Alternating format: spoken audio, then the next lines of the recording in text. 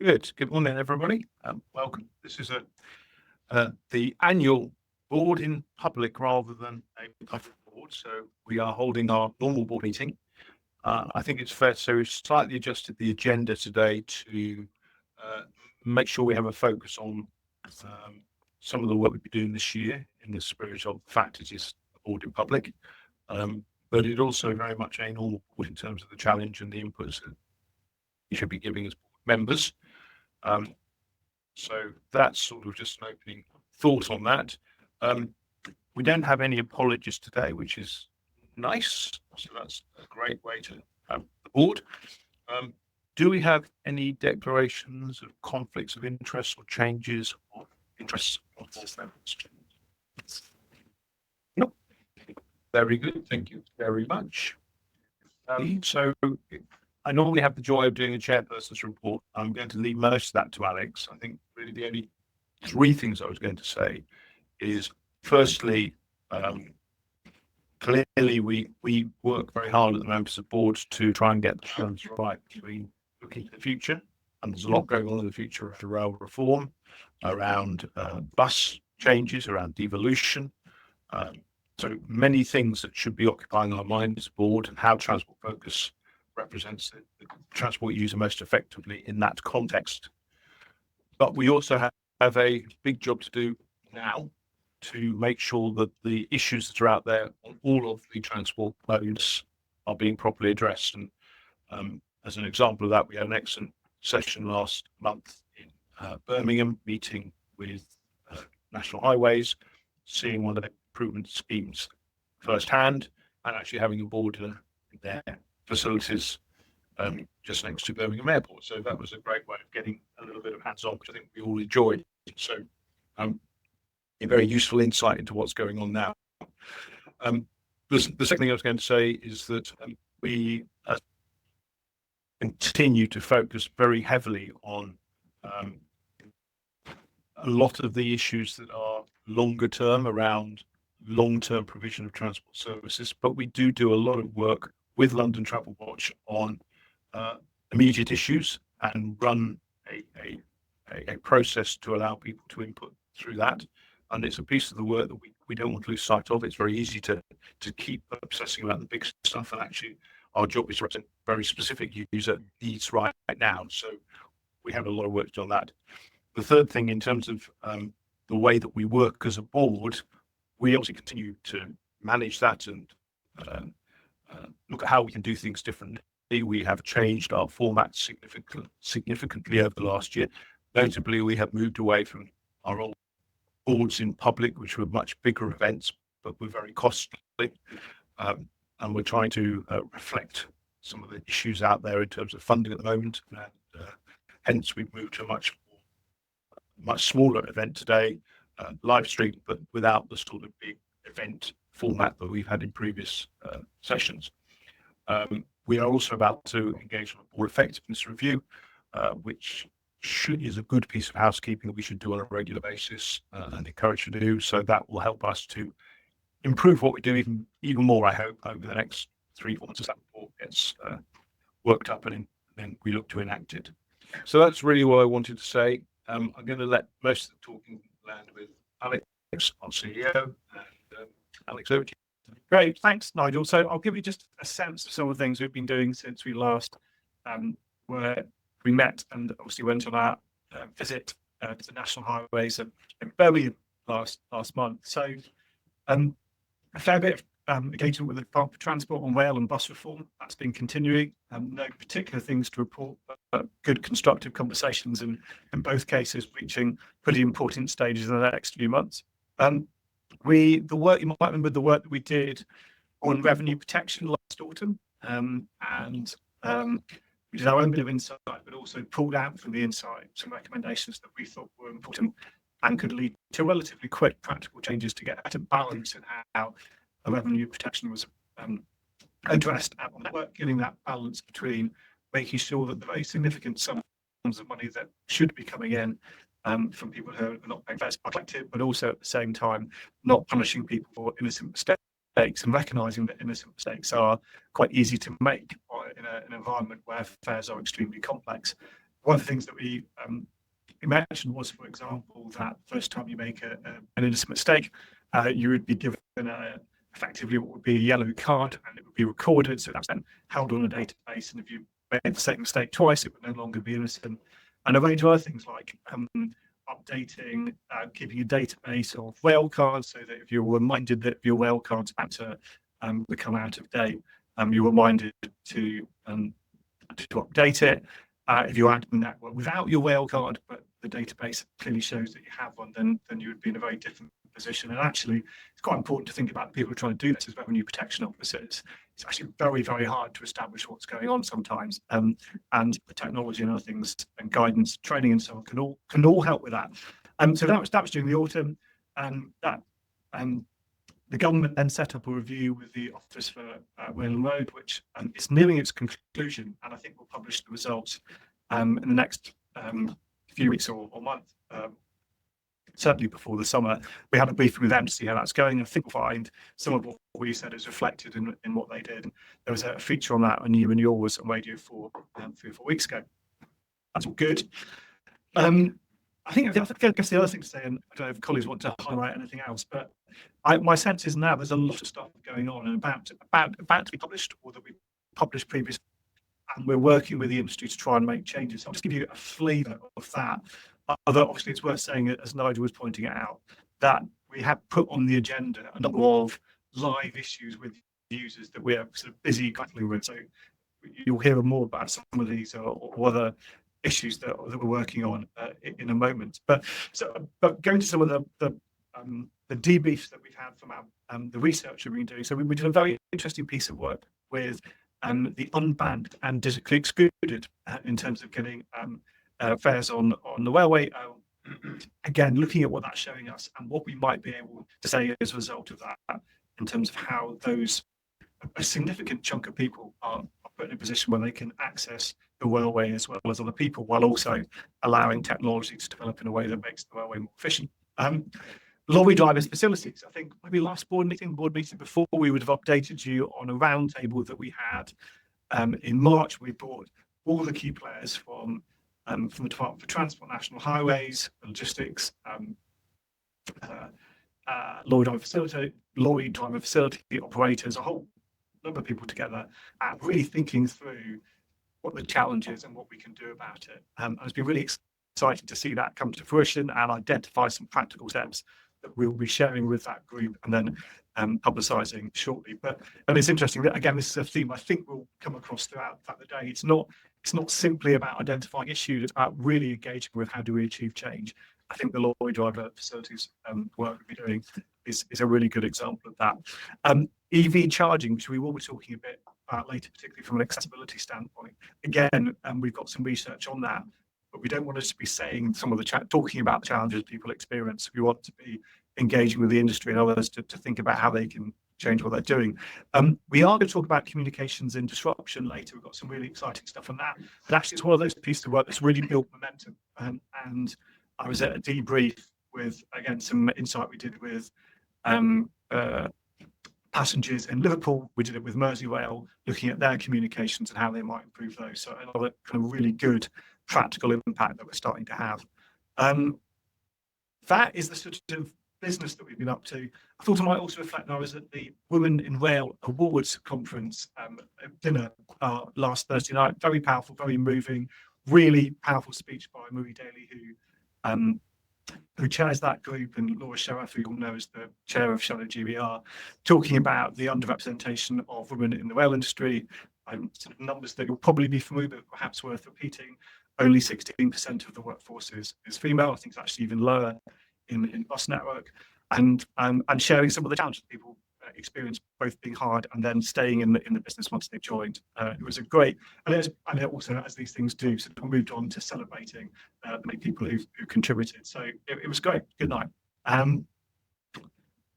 think I've bustled through a little bit, and there may be other questions that board members want to ask. So I'll just pause and check in with my colleagues first to anything they want to add, other highlights that are not covered by the presentations. While you are thinking, I will just chuck in a couple of thoughts.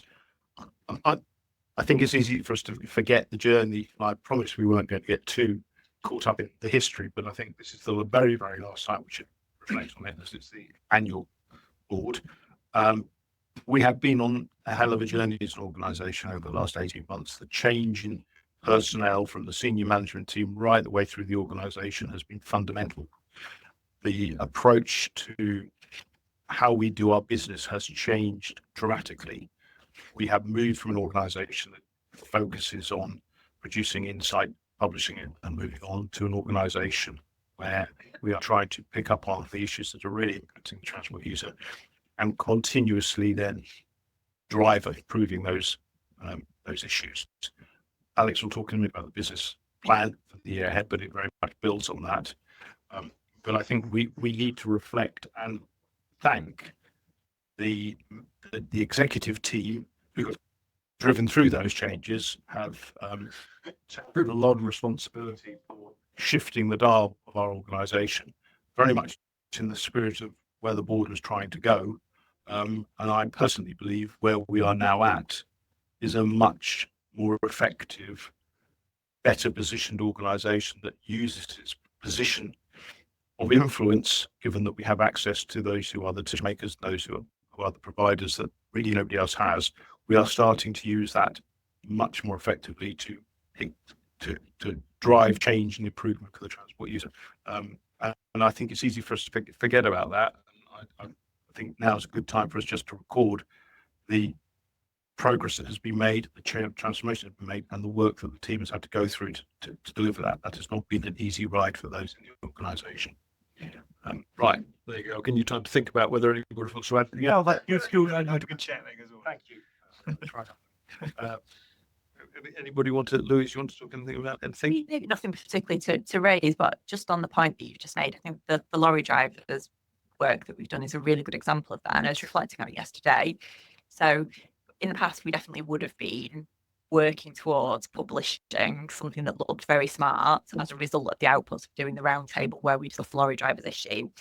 Whereas this time, we've really been focused on delivering an action plan for the next 12 months, sharing with the stakeholders, getting their buy-in to that. And we are going to publish something to kind of, mark that and share publicly what we've done, but that isn't the focal point.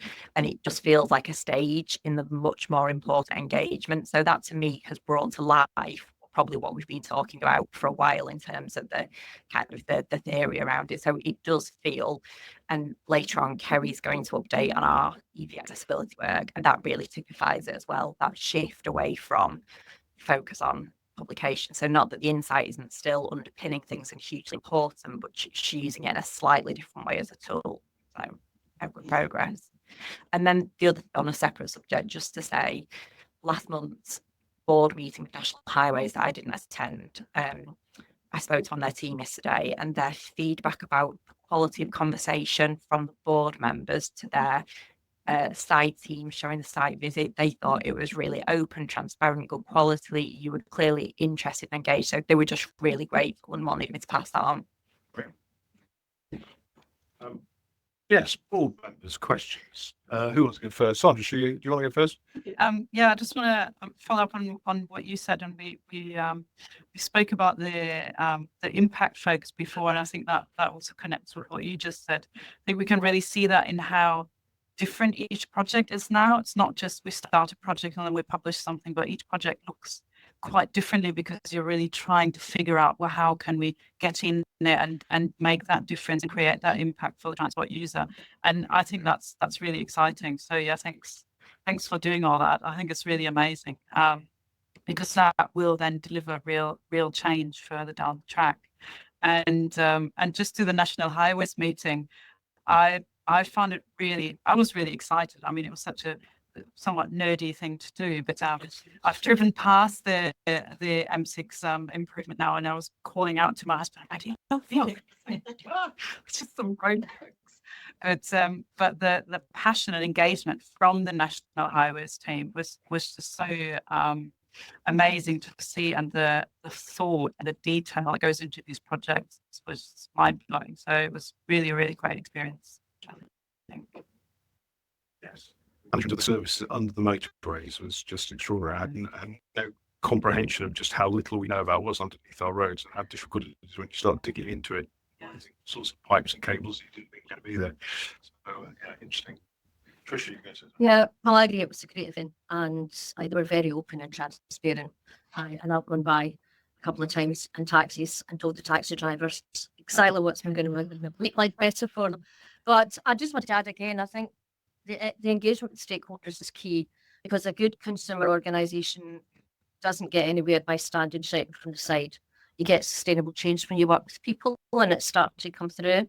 So I guess the challenge then is to, now that we've got this far and we're doing it the right way, the challenge is then to keep following up so that we can see that is embedded throughout the organisations.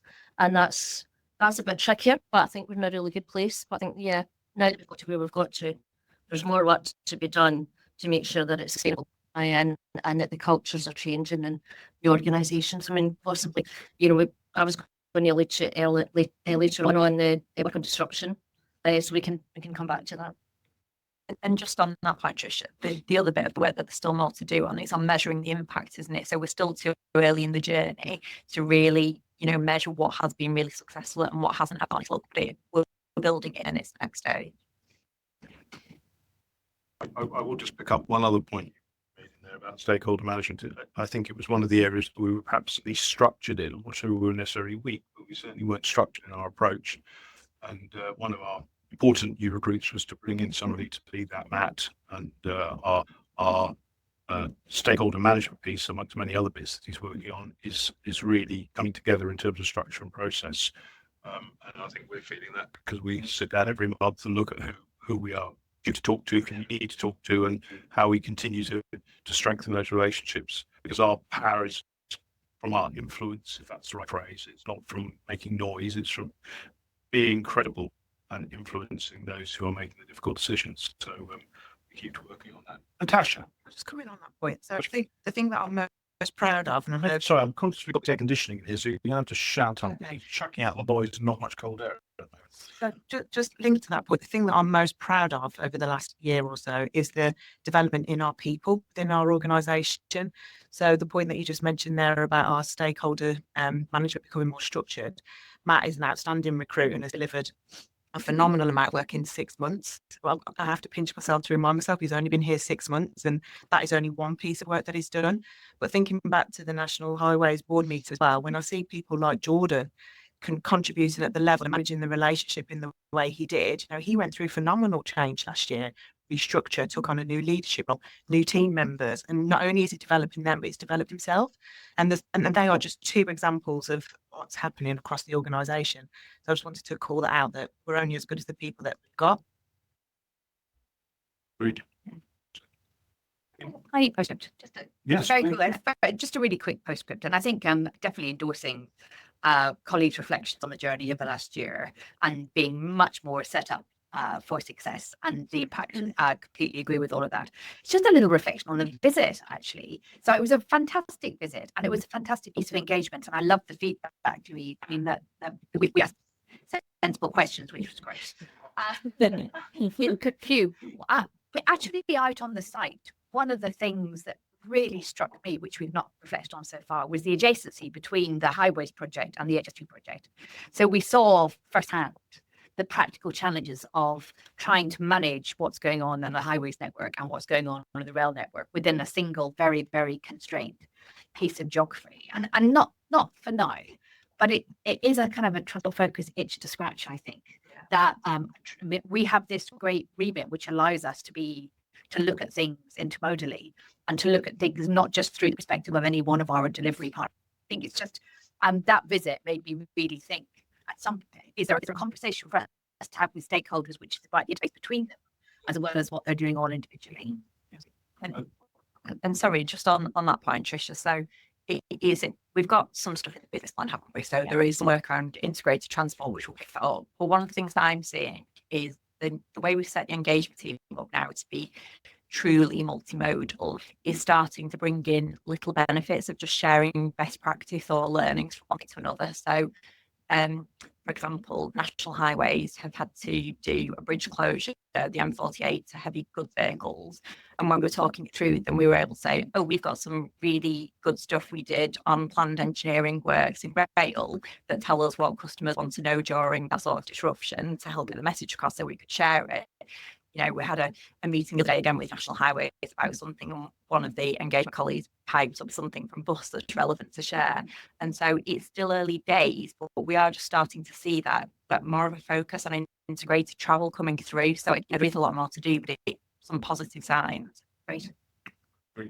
Just building on that, I think the other point I would pick up on, which comes back to integrated transport, the fact that is now an important part of the government's agenda, and they have a team working on that, with whom we are closely engaged.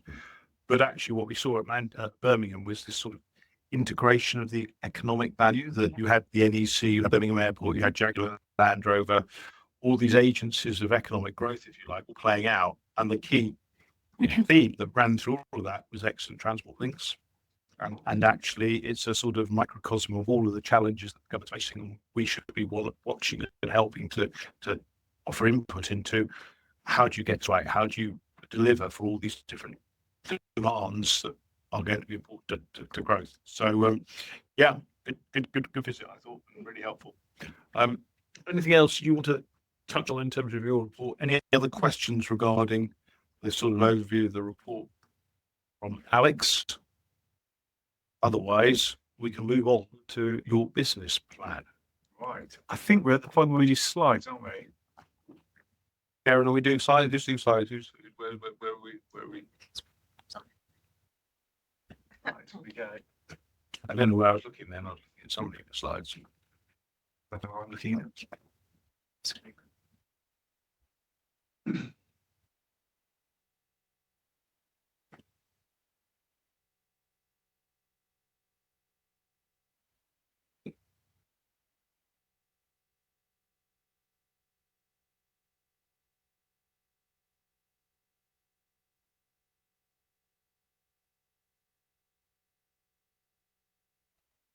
Hey, look at that. Very good. Signature. Good. Perfect. Excellent. There we go.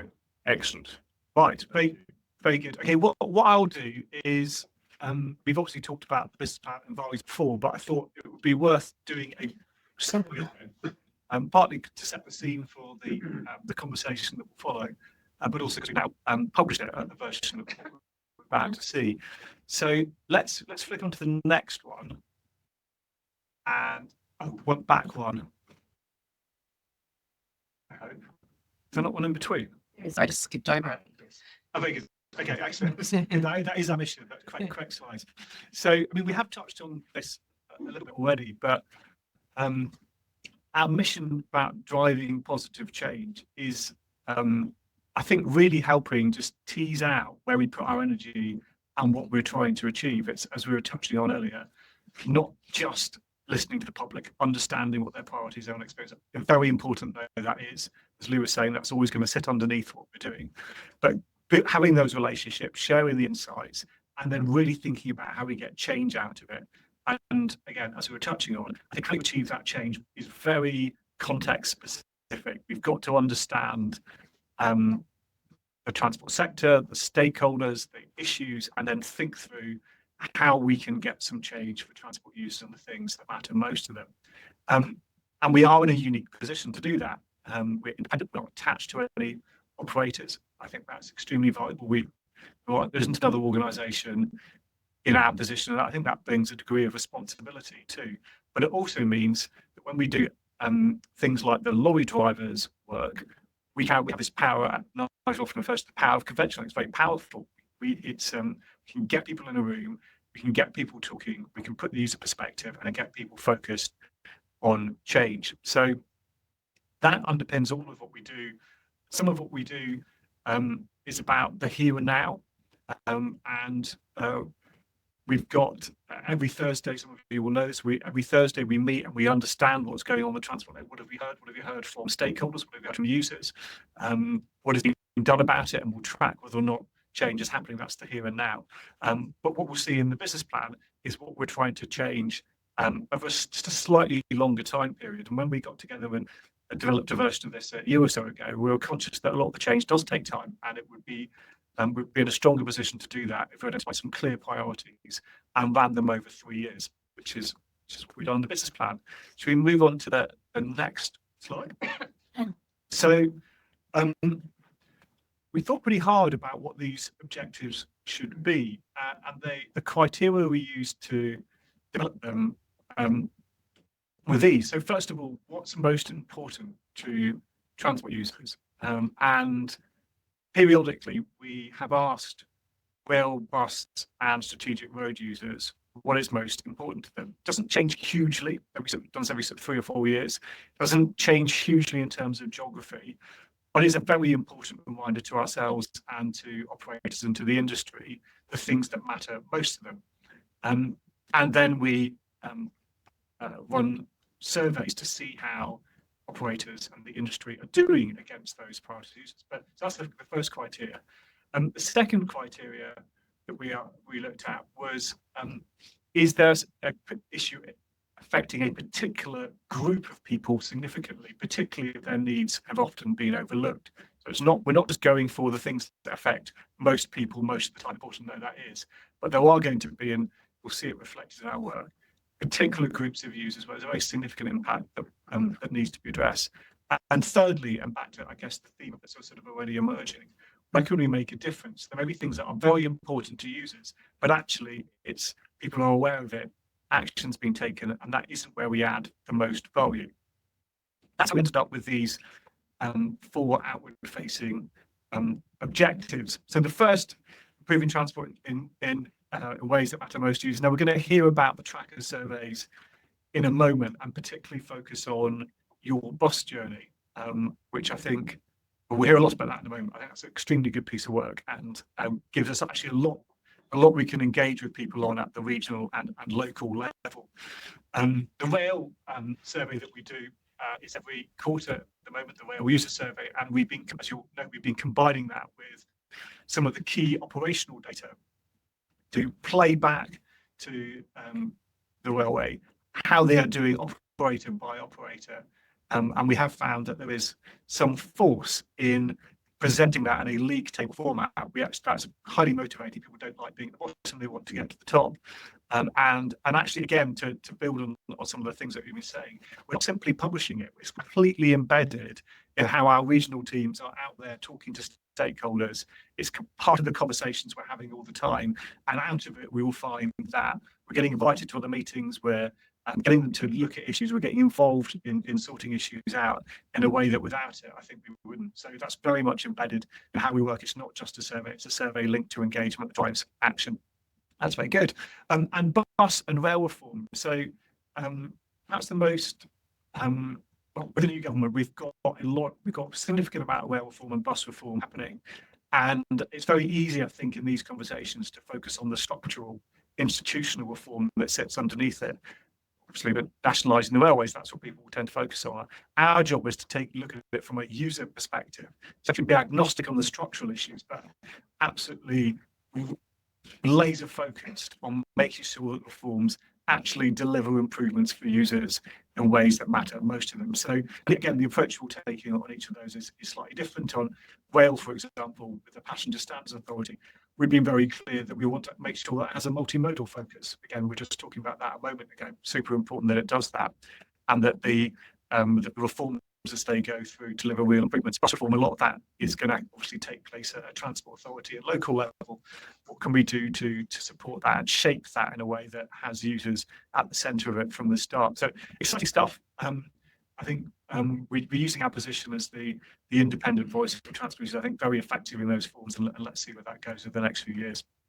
That's the first one. Second one, making transport safe and accessible for all users. We were very clear when we were doing the first version of this business plan a year or so ago how important accessibility was to us as an organisation. It's perhaps just worth restating that accessibility isn't something that you add on to a transport network. It is absolutely intrinsic to how people are able to go about their daily lives, go to work, access leisure, absolutely fundamental, and things that might appear as a statistic or a news story is actually people not being able to have access to the services that they should be entitled to. So really, really key. We've all been through, as an organisation, been through training on that. I mean, personally, some of the most sort of informative, engaging, rewarding training that I've been on, but out on colleagues shadowing disabled passengers and seeing for real what's happening. I think this is the advantage of being a user champion, perhaps, rather than a regulator. We're not looking at codes of practice and policies and procedures. We're seeing what it really feels like to be there. And you may have heard me or colleagues talk about the experiences that we had, and I'll just use it to illustrate the challenge that we were out with a disabled passenger in Birmingham, and we wanted to, they were in a wheelchair, and we wanted to get onto a train that was coming in, and we pressed, as you're meant to, the blue help button, which did work. It did connect to someone on the other end of the line, but the help that they were able to offer was effectively non-existent. It was completely impractical, weren't able to do the things that you should expect from that kind of service, and being able to play that back into the industry and to be able to use that as an example to drive change is something that's very important to us. But we also want to, as well as highlighting those issues, is also look at the things that have perhaps been overlooked. And one of the issues that I think we're going to explore this year is looking at the turn up and go assistance failure, which I was giving an example of there a moment ago. So keep pushing on the big stuff, step-free access, level boarding, but also making sure that we are highlighting the issues that are perhaps not being looked at properly. And also, again, a theme of today, making sure that when we can, we're making links between modes. It's not, I mean, the industry is set up to look at things mode by mode. We're in a unique position to do that. So very important part of our work. Bus reform, we're talking about that earlier. There's a whole conversation, there's money going into buses, there's transport authorities, looking at franchising, looking at enhanced partnerships, looking at doing things differently.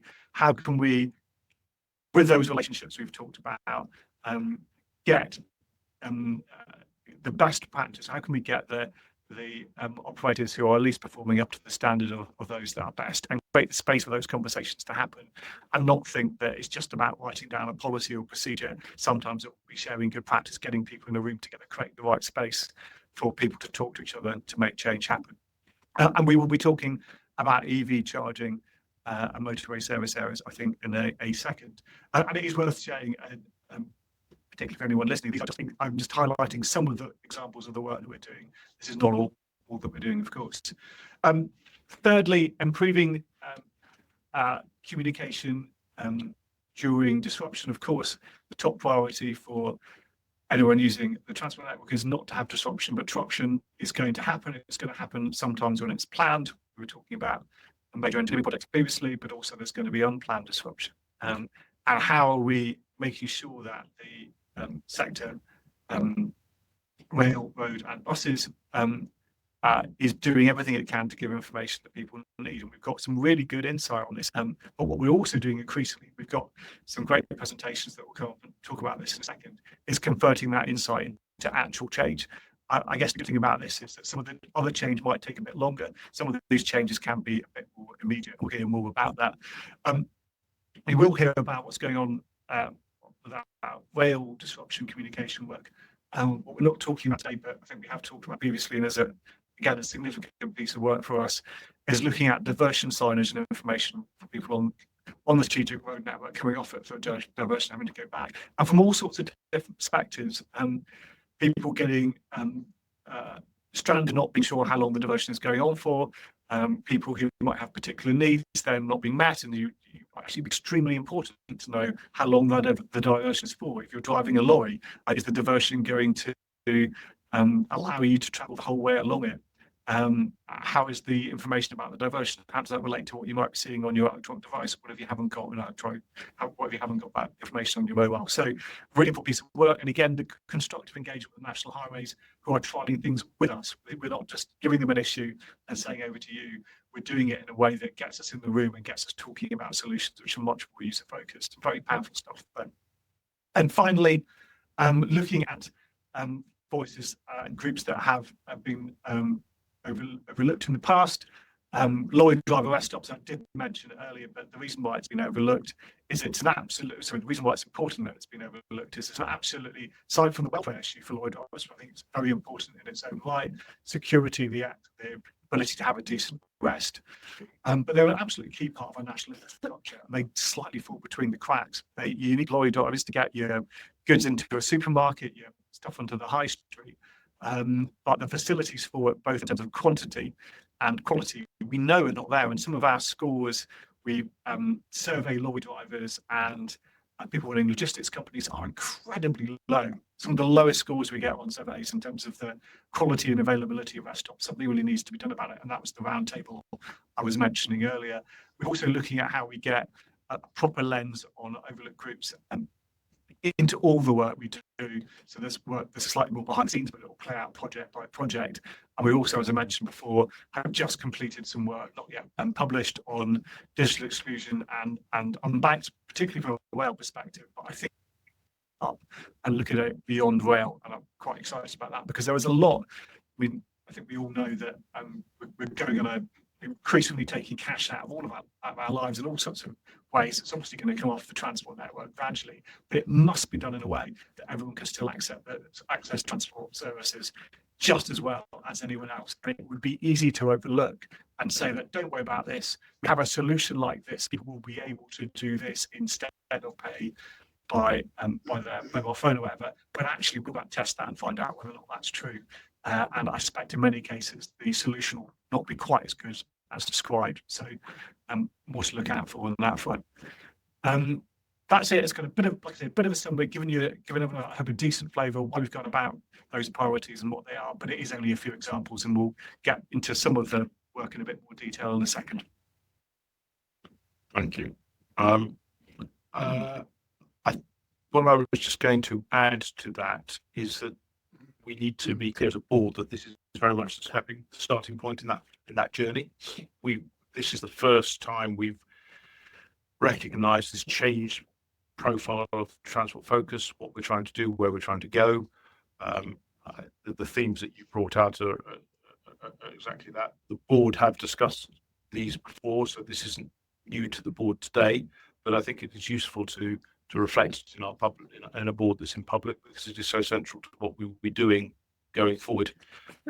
And it really is about making a difference. The challenge I placed on the organisation when I took over as chair was, how do we make a difference? How do we actually see a difference for the transport user from the work we do? And we are starting to see the first seeds to that, but I'm not in any way suggesting we're anywhere at the very start of that journey at the moment. And a massive amount to do over the next year as we start to turn that into real demonstrable change and improvements caused by some of the work we do or generated by some of the work we do. Board members, is there anything you want to add to this? Any observations on what we are doing? Thoughts on the accessibility piece, particularly Sandra? I mean, you've been very clear about some of the challenges, and you made a very impactful set of statements about step free and thinking, which perhaps you might want to just flag at this board as it is in public. Yeah, we had some board sessions last year, some with presentations from transport operators as well, and some were presenting their plans a few decades out as well, because we're talking about rolling stock ordering. So I asked the question: has step-free boarding considered when ordering new rolling stock and modernising stations? And I didn't get a very satisfying answer, which was quite shocking to me, because I felt we're condemning a lot of people with disabilities to these accessibility failures for decades to come. I mean, these were plans going out to 2040, and I don't think that's acceptable. So it was really great to see how Transport Focus stepped up and is trying to find a way to help the industry move forward in that regard, and holding to accountable, but also really really figure out a way on how to address this issue because it's very long term. It's very costly. It's very, very complex and a lot of different stakeholders involved. And so I really look forward to see how that's moving forward. But I think just starting is so important. So it's great to see that. I think that'll be very exciting. And then on the turn up and go, I just want to say that is such an important topic as well. I just read yesterday another horror story from a disability campaigner on LinkedIn who's also a wheelchair user. And she had the most horrific experience at a train station where the assistant staff refused to put a ramp up for her, citing no time. And when she was trying to assert her rights, she was accused of being rude. And even the more senior staff then approached her and they refused her service. And so she couldn't travel and she was left in tears. And it's just really horrible. And those things shouldn't happen. So it's good to see that Transport Focus is really taking that seriously and is trying to help people there. And also helping the staff, obviously, to not create these situations and be equipped with the right training and the right tools to be able to deal appropriately with turn up and go systems. Also a piece in that around the integration of the journey, because it's still too much about a particular strand of the journey. Even within one mode, still at the moment, we're not joining up the dots on different operator routes on the railways, different bus operators have different ways of doing business. So helping to drive the agenda which is out there, but we need to be putting the force behind that and making the cry when nobody else is able to. Absolutely. And then it feeds into other pieces of work as well. When we talk about service disruption, for example, how does that affect disabled people on the train when services are disrupted? Because I've experienced that myself, and it's quite frightening. So it's also really good to see how we can help operators solve this problem. Sure. Very much a really good presentation. Thank you, Alex. And it's excellent to have some medium-term objectives as well as the kind of plan that gets us year to year. And it's kind of sobering to think this will take us almost to the end of this set of objectives, kind of pretty much. But kind of reflecting on, and obviously they're objectives that we are comfortable with this board and we've had a chance to contribute to. I'm just very conscious that we are running up to spending review very soon. I just wonder whether you've got any further thoughts on kind of risks to achievement of these objectives, particularly from spending, but also on other big drivers that we might come up against through the rest of this parliament. Some good questions there. I think so. I think so. Very well. Very well. So I might answer that in two ways. So in terms of what we do, I think we're pretty comfortable. We keep driving what we're doing. We carry on with the culture change. We reflect on what we're doing. We can learn from it. We're well set up. The regional teams are growing. I think we're well positioned. I can't. It would surprise me if that was affected by the spending review. I think the interesting question, which no one will know the answer to at this particular point, is where does the rest of the money go? So lorry drive facilities, is there more money to put into a matched funding pot for that? We don't know at this point. How much money is there going to be for bus? What's the settlement going to be on rail? And that isn't going to directly change our priorities and what we do it. But back to that point about the context changing, what we push, how we push, where we put our emphasis, I think we've got to be alive to that. But it may do that. And there may be that a big chunk of money, everyone just rushes to spend it without thinking through the points on accessibility. And being really ready to pick up those conversations as quickly as we can, get in early and shape them. Just an observation on that. It seems to me that part of our role has to be helping organisations to identify ways of doing stuff that aren't necessarily money centric. A lot of this is about joining up the dots, to use cliche, and many of the things that could be done to make the transport user experience better, be that lorry driver transport users or rail passengers, is about cleverness and sensible thinking rather than actually saying, hey, we need more money here, more money there. And I think when we did that lorry drivers session, where we had all of the key influencers and decision makers in the room, one of the key messages that I think came out of that is there's quite a lot of self-help here that should be being done and isn't being done. And we need to be pushing much harder to try and make people recognise that you can't just sit there and say, give us more money and we can do these things, and help them to find other ways of delivering their aims. William, Jen. Thanks. I thank Alex particularly for his emphasis on the importance, the practical and wider economic importance of adequate and appropriate facilities for lorry drivers. Fairly recently, I was at a conference where Road Haulage Association lead spokesman emphasized the struggles that they have with recruitment at the moment, particularly with the impact of people going off into delivery driving and other relatively less demanding roles that might also be quite well rewarded, and things of that kind really play into the securing the workforce for the future, because the age profile of lorry drivers of both genders is really quite serious, and this is an important thing for the wider growth agenda. I welcome your emphasis on that just earlier. Anything else from anybody else? Move on. No. Okay. Oh, Tricia. Oh, yeah, just on the same theme about sustainability. When you make things better for consumers, passengers, you actually get wider rewards in a competitive environment. It's good for business, because if you pick up the issues that are affecting those users who are the most disadvantaged, then you will provide a better service for everyone. And all the statistics show that you have better staff engagement, because people always want to do a good job. You have better staff retention.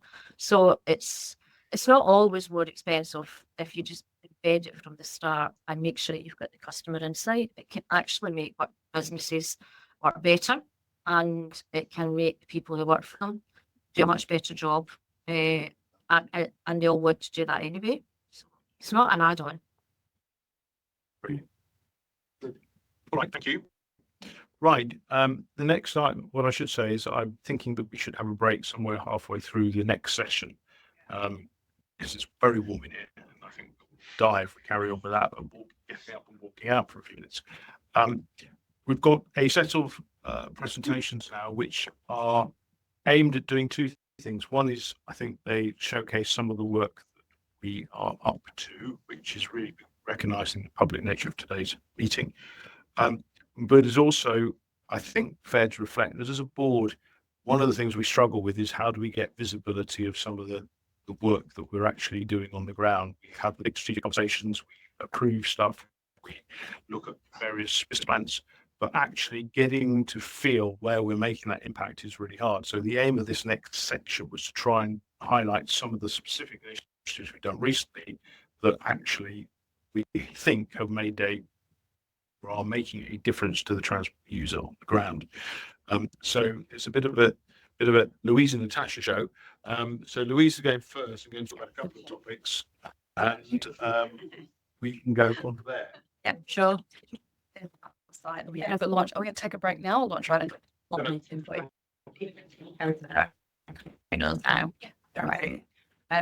So Becky, who's joining us now, is going to do the bulk of this presentation, but I'll give a little intro to it.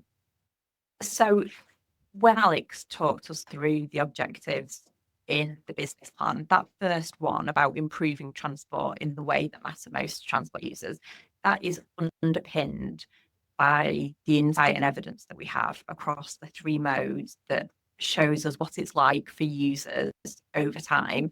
So we do that with rail mode, we use consistent methodology, we repeat it over a period of time. That's what allows us to understand what's happening to satisfaction. We use it then to highlight good and poor performance. We're showing operators where they need to do things differently. We're celebrating where people are doing things really well. And we've got the evidence to show that those trackers drive positive change. So just a very quick summary for the board to remind you where we are on the tracker surveys and the three modes. We've got the strategic road user survey. That is a key performance indicator. It's used by ORR to monitor national highway performance. it shows where they need to focus their efforts, and it's used by our regional teams to compare data at that regional level, which is really important. You're very familiar with that work. The next report is going to be published for the 24-25 year at the end of July. We're not talking about that in detail today. Just a very quick update on the rail customer experience survey. So you know that we've been doing our own sort of rail user survey to fill the gap between the National Rail Passenger Survey we used to have and the new survey coming on stream. So we've continued to be involved in the development and implementation of the new survey. The questionnaire is going to be, it's 10 minutes long. It covers all areas of satisfaction about the onboard and the station experience. You know, it includes things like personal safety and security, the important areas. The fieldwork's now starting in July. It's going to be an always-on survey, so it's that sort of continuous fieldwork, which gives trained service providers access to real-time data that they can use alongside all their other types of existing insight. It's going to have a really big, robust sample size, so there'll be 10,000 customer journeys in each rail period, and a rail period is 4 weeks. So, you know, really good data to disaggregate and really understand what's happening. We'll be using it by producing a summary twice a year, which will highlight the areas of focus for the things that matter most to passengers. Our team will obviously use it. We're still producing our quarterly scorecards, and that new data will feed into them, and obviously it will be more robust and reliable. So Natasha and others will update more on the rail customer experience survey as that progresses, but that's just a very quick. So that's roads, that's rail, and that's where they are. But today, we're going to talk about your bus journey in detail. And so Rob Payne, who would previously have spoken to you about this, you'll all know, is on a career break, as you know. And Becky, Rebecca Joyner, has taken over the insight lead on the Your Bus Journey survey work. So Becky's going to take us through some highlights of the survey to make sure everyone is up to date with the most recent results, and also share a little bit about how we're using it. So over to you, Becky. Thank you very much. Morning, everybody. So I'll take you through, as Louise said, just a brief bit of background about what survey is for and how we conduct it, and some really, really high level results at sort of national level. And one little case study, there's absolutely loads of data in the Your Bus Journey survey. So this is really, really a snapshot of what we've got, and we can dig into this in all different ways. So yeah, by all means, ask questions afterwards. And then I'll talk, as Louise said, a little bit about how we're using the data and how we're engaging with local authorities and local governments and national governments and others to kind of get some action as a result of the survey. So very, very briefly then, if you can go to my next slide, thank you. So just as a recap, this is an independent survey, as all such surveys are from Transport Focus, and we employ a professional market research agency to conduct the work for us, and all of the results and our findings are published, so it's completely transparent, so that we can really use this to kind of drive action and interest in bus passenger experience. It's a really wide reach, this survey, so we aim to cover the whole country, so all 3 nations here, England, Scotland and Wales, and we're working on expanding the survey into more different local authorities across all of those as well. But just in the 2024 survey, we covered 49 different local authority areas across Great Britain, as I say, across Scotland, England and Wales. Yes, it's really broad, and we're expanding this already in 2025, that's underway at the moment. So the purpose of the survey is that we measure actual experiences of bus passengers. It's not about general impressions of bus services, it's about individual journeys and what the experience of that journey was. And then we add that up over thousands of journeys to get a really good overview picture of what the bus passenger experience is like across the country. And the way we do that is that we have field workers out there on the ground, on buses and at bus stops, intercepting passengers as they make their journeys, and then they answer a questionnaire about that specific journey at that point in time. So it's it enables us to be really, really granular. We can split the data by bus operator, bus route in some cases, different times of day, all the rest of it. So it's really, really flexible, the survey, as a result.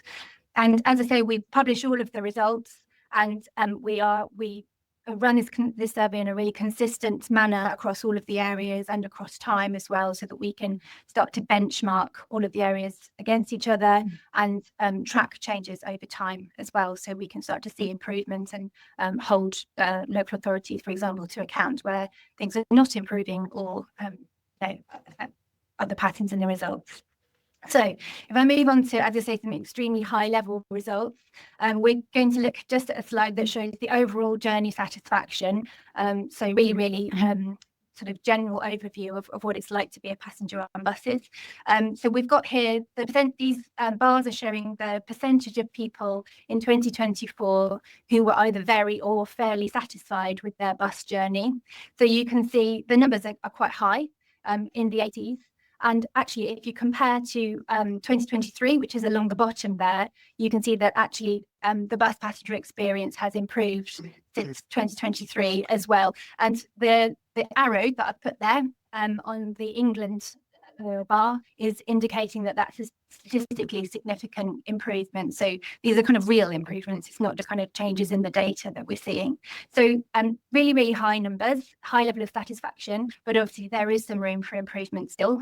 There's still kind of, in England, for example, 17% of passenger journeys which were not either very or fairly satisfactory. So still some improvement to go. And I should say as well, Scotland, there hasn't been any improvement since 2023 in terms of overall journey satisfaction, but that's a high level already, 86%, so that's great. And underneath that, we've got a whole load of other metrics that we measure on the survey, and quite a few of the other metrics have seen a little bit of an improvement in Scotland as well. So the sort of national trend is of an improving picture for bus passengers, which is really good to see. Wales, we didn't measure in 2023, so we don't have any progression on that as yet, but we'll look forward to Wales in 2026 when we next measure them. So if we move on, I'm just going to pick out a couple more points on the England results. Unfortunately, I haven't got time to go into everything here, but just to give you a bit of a sense of what's underneath that overall journey satisfaction, we're picking out what we call our key metrics here. So you can see overall satisfaction at the top, which we just looked at, and then value for money, satisfaction with the bus stop, satisfaction with various other things. The one I really want to highlight is that punctuality bar, kind of third from the bottom. So 3/4 of bus passenger journeys in 2024 were felt to be satisfactory in terms of punctuality, which again, there's definitely room for improvement there. That's still a quarter of services journeys where people didn't feel that their bus was punctual, but that is a real improvement from 70% in 2023. Again, that is statistically significant, and this is the one that I think we're really interested in, because when we dig into all of the data in more detail, it's really clear that, no surprise, punctuality is what bus passengers really care about. And if a bus is on time, they are likely to be satisfied with the vast majority of the rest of their journey. If their bus is not on time, everything else is not good enough for most passengers. So that's the really important one. Okay, moving on.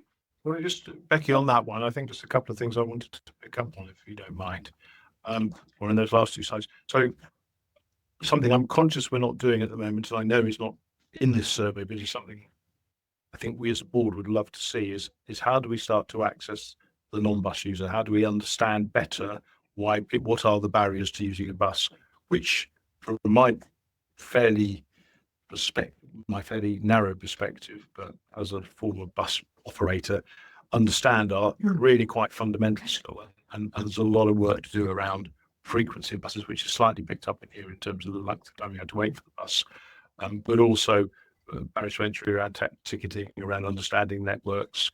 These things, we've got work to do, I think, still to understand better what can be improved. And there should be some opportunities for some of that to be improved for the franchising model and bringing some better coordination to bus services. But we certainly have a role in exposing that and driving some of that piece. So I flag that. The other thing on this graph, or this chart, that I think is really important is recognising the role of the bus driver in all of this. The bus driver makes such a difference to the overall experience on a bus journey, and it's a a shout out to the bus drivers really, because first of all, it's a really tough job, and particularly in some of the urban areas, it's a very, very difficult job. And actually they make all the difference. Get it right and it lifts the experience of the journey massively. Get it wrong and it can really impact on your experience. And even more so if you're a disabled passenger or somebody who's needing to deploy ramps or whatever to get the bus moving. So, you know, just those are a couple of pull-outs from me on that. I don't know if you want to add anything to that. We follow up on that. So I totally agree about the bus driver, and that's a very good number. And I imagine there's a lot of difference around the country. Certainly, I think in London you wouldn't see that higher number. But I was interested. I'm glad that you highlighted punctuality number, because that does make a big change. Can I just ask? I mean, this is satisfaction data, this is perception data. Are you able to map that against hard punctuality data? So has the actual punctuality of the network improved over that time, or is there something going on with how people are perceiving? Great question. Yeah, I mean, yeah, that's a really big question. I don't know the answer in all local authorities. I'm going to talk about East Sussex in a second, and we know that they genuinely, well, they haven't improved their punctuality, but they have improved their reliability, and I think that influences the passenger perception of punctuality, because you might be waiting for, you know, the number 6 bus, and if the number 6 bus is cancelled, but the next number 6 bus comes along, you might not know it's that cancellation, but you feel the lateness, or you know. So I think there's definitely some real improvement, but I think the perception point is important, and perhaps this is something that we need to do some more work on. But the other thing that I think really drives the perception is the information. So if you know that your bus is going to be coming in 10 minutes, then when it turns up in 10 minutes, you're more likely to be satisfied with that. Whereas if the timetable says it's supposed to be in 6 minutes and it turns up in 10 minutes, then you'll be dissatisfied. So it's a real mixture of perception and reality. I think so. This is just a fantastic piece of work. Just to be clear, I love this survey, and it's making such a difference. It would be interesting, even just on an occasional basis, to test, because most of the data points here, this is the definitive data source. 1 or 2 of the variables, you've got hard data as well. In 1 or 2 places, or in 1 or 2 cases, it might be interesting just to. So we are doing a bit of Yeah. work. Oh, perfect. Trish. All right, Yeah, thank you. there's some stuff. Partly to look at the impact of funding and where. Yeah. So and Becky will come on to talk more about this in later in the presentation. But obviously, there's been a huge amount of funding gone in through bus service improvement plans and enhanced partnerships and so on. But it is really interesting that we're looking in some cases, as Becky says, the feeling about punctuality is leading ahead of actual improvements to punctuality. In some cases, the picture is different. So we'll have more to share with you later, I would say, about that, because and it's just so crucial. The mapping the hard data to the way people feel is the crucial bit to close the circle on it. And sorry, I don't want to derail Becky too much. We clearly have done it. But just on the non-user point, Nigel, I mean, I think we actually know a huge amount about what non-users want. We've done work in it previously. They want pretty much the same as users, a really good, reliable service, which is easy for, that the information is easy and straightforward. Yes, there are some barriers to remove if you're not a user, but the stuff that the areas that are seeing real successes are doing is going with the stuff that grows patronage, because it's the point that you were making, Trish, about, you know, once you improve it for some people, it gets better for everybody, doesn't it? And so the areas that are doing the jobs here, we're tracking growth and patronage as well as part of the work that we're doing to look at the hard data. And we are seeing areas having improvements in patronage, and that is because they're just, you know, they're nailing getting the basics of the service right. Sorry, Becky. Rob. Sorry, Robert. Sorry, the biggest rise in satisfaction up there is value for money. I just wondered whether you're able to track the changes in the fares that have been going on over the last few years, whether that is having the biggest impact on how users perceive, customers perceive their bus journey. To be honest, I think it's difficult to be definitive about it, because the fare cap started, I think, before much of the 2023 survey.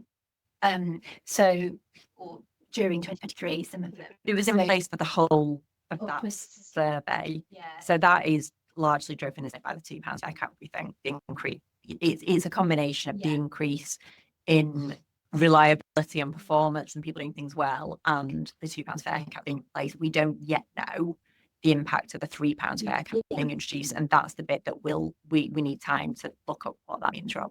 Yeah.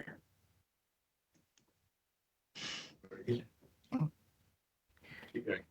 All right. So that is the picture at England level, and we saw Scotland and Wales as well. But as somebody pointed out, it does obviously vary quite a lot across the country.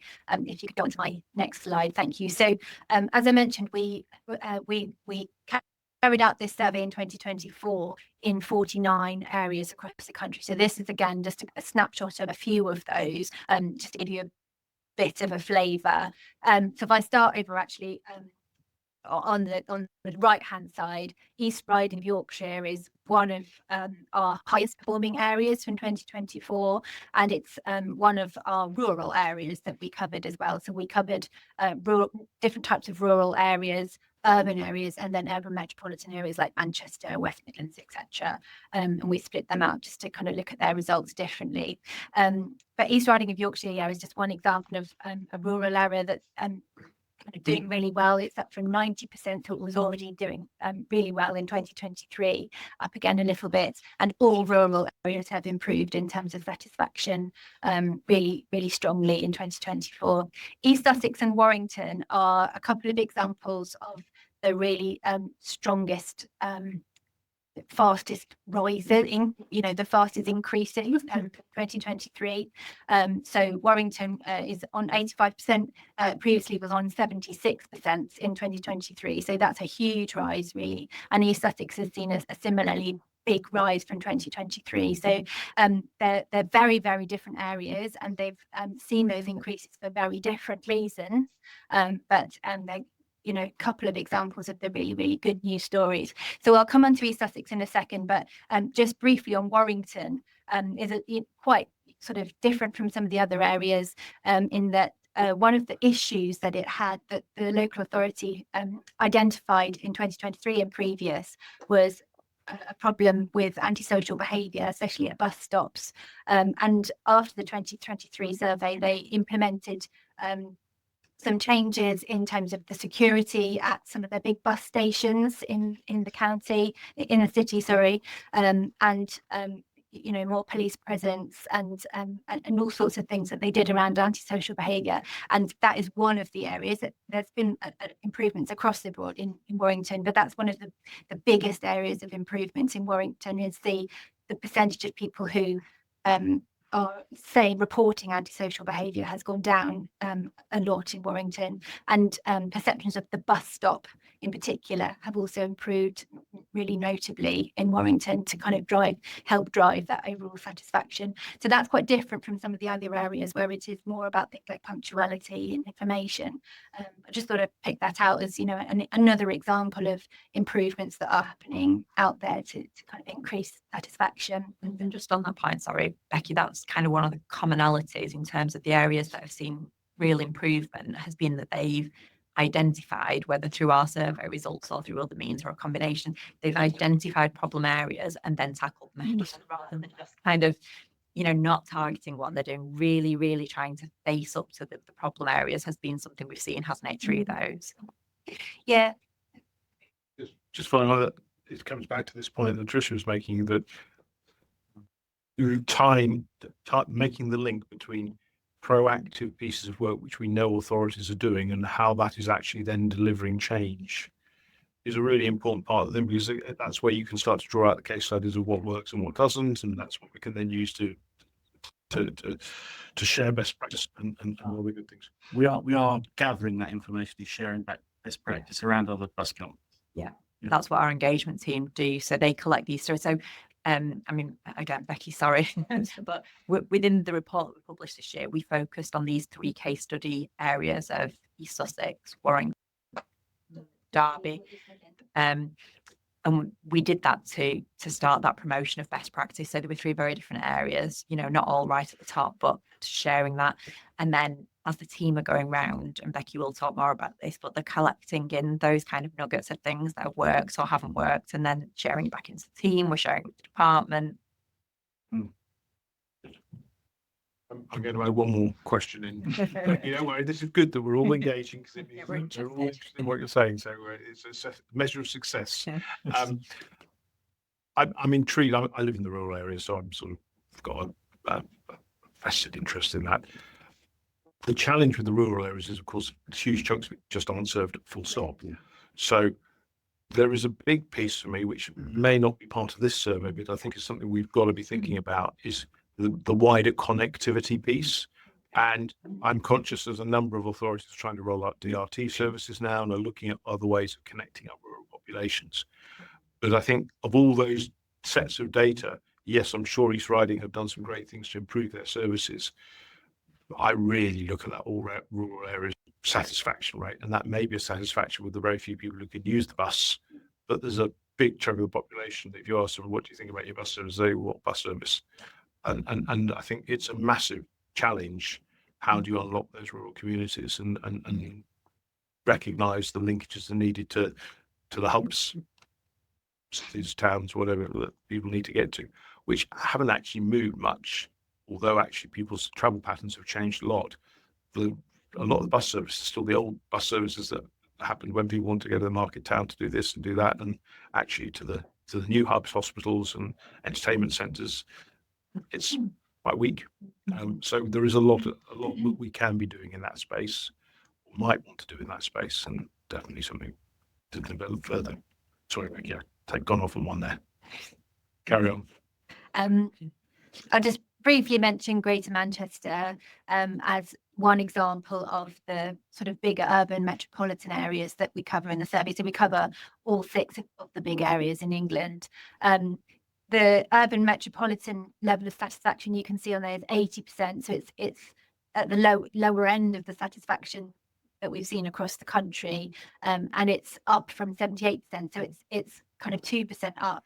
Whereas a lot of these others, especially in the rural areas, are sort of seeing 6 or 7% increases compared to 2023. So we're definitely seeing that those bigger urban areas are kind of improving, definitely, but at a slower pace. And I think there's some kind of genuine reasons for that, including demographics, and the reason that people are using buses in those areas might be different. People are in a different mindset. It's more about travelling to work and education rather than travelling for leisure or personal reasons, which it is in more so in other areas, not exclusively, of course. But it's slightly more challenging from that perspective, but also more challenging from a kind of network and congestion point of view. But so there's all of those things to consider. But I think those are some areas that we're definitely be working with in terms of how we're engaging the results from here on. So I'll just skip over this quickly on East Sussex. I said I'd talk about them in a bit more detail. They're just one example of some of the case studies that we've already mentioned. We've been sharing sort of deliberately. Some of the things I just wanted to highlight here was some of the measures that we have about people's general impressions of services in their area. So this is actually moving away from the satisfaction with a specific journey and asking people, what do you think about services generally in your area? And so we ask people things like how easy it is to get to local amenities, what do you think about frequency of services generally in your area, etc. And the things I wanted to highlight here again was just the progression from 2023 to 2024 in East Sussex. The key ones you can see that I've circled here are the big improvements on taking me to the places I want to go to, the frequency of services, and especially the reliability of services, which is kind of up 15 percentage points from 2023, which is actually enormous. It's really huge. And all of these are big movements. So that's a really big one. And I've mentioned already, they genuinely have improved. One of the operators in East Sussex has vastly improved the reliability with fewer cancellations of bus services happening because of work that they've been doing with their drivers and staff. So that's kind of being really shown here, and it's kind of like tangible, real results that we can see the impact of that. And it's definitely following through into people's general perceptions across other areas of services. So, I mean, it's such an obvious point, isn't it, to say that if buses are reliable, then people are happier. But I think it's also nice to have some kind of real hard evidence that is the case, to kind of prove it. Sorry, on that one. Do we know that that frequency increase is reflecting actual increases in services that are being provided by the Not that I'm aware of, but I think all of these are kind of linked. You know, if you're satisfied with the reliability, you're going to be happier with everything. And I think also if buses are turning up rather than being cancelled, then by nature they are more frequent in the passengers' perspective, even if they haven't increased the frequency in the planned timetable. So I think that's probably So the message is from that is you don't necessarily have to spend lots more money on additional services to drive up satisfaction. Though obviously, if you did that as well, you would probably see an even bigger shift in the dial. And that's one of the points we've been discussing when we're out engaging with operators. It's like, obviously, you know, if you need to put more services into the timetable, that's what we want you to do. But we appreciate the financial constraints. But look what you can do with real-time information, with planning your timetable really effectively, with using every kind of technological advantage to understand the way that timetable works and where you lose times. It's just so much more they can do. Sandra, do you want to say this? Could I ask, is there a way, or how much is it possible to drill down into specific user groups here, not just by age, but by life stage, parents with small children, teenagers, wheelchair users? Yeah, not on the parents with small children, because we don't capture that data, but there is a lot that we can do. So we have age, and we do ask people if they want to tell us whether they have a disability and what the nature of that disability is. So yes, we can drill down into various different groups, and also why people are traveling. Is it for traveling to work, or going shopping, or whatever it is, or different times of days. We're capturing the time of day that people are traveling, whether they're traveling from a city or a town or a village. So there's quite a lot of different things that we can look at for sure. And that disaggregation is helping us when we share the results. So, for example, I was at a conference of bus managers last week sharing some headlines on this data. And I was able to share the kind of overall figure that there's, I don't know, a 2 or 3 percentage point difference between disabled and non-disabled passengers in terms of overall satisfaction. But under that, people who have a mobility impairment are less satisfied again. And that's where you can start to see the pinch points for people where it's more difficult, and starts to give you that kind of the stuff that operators can actually use to make a difference.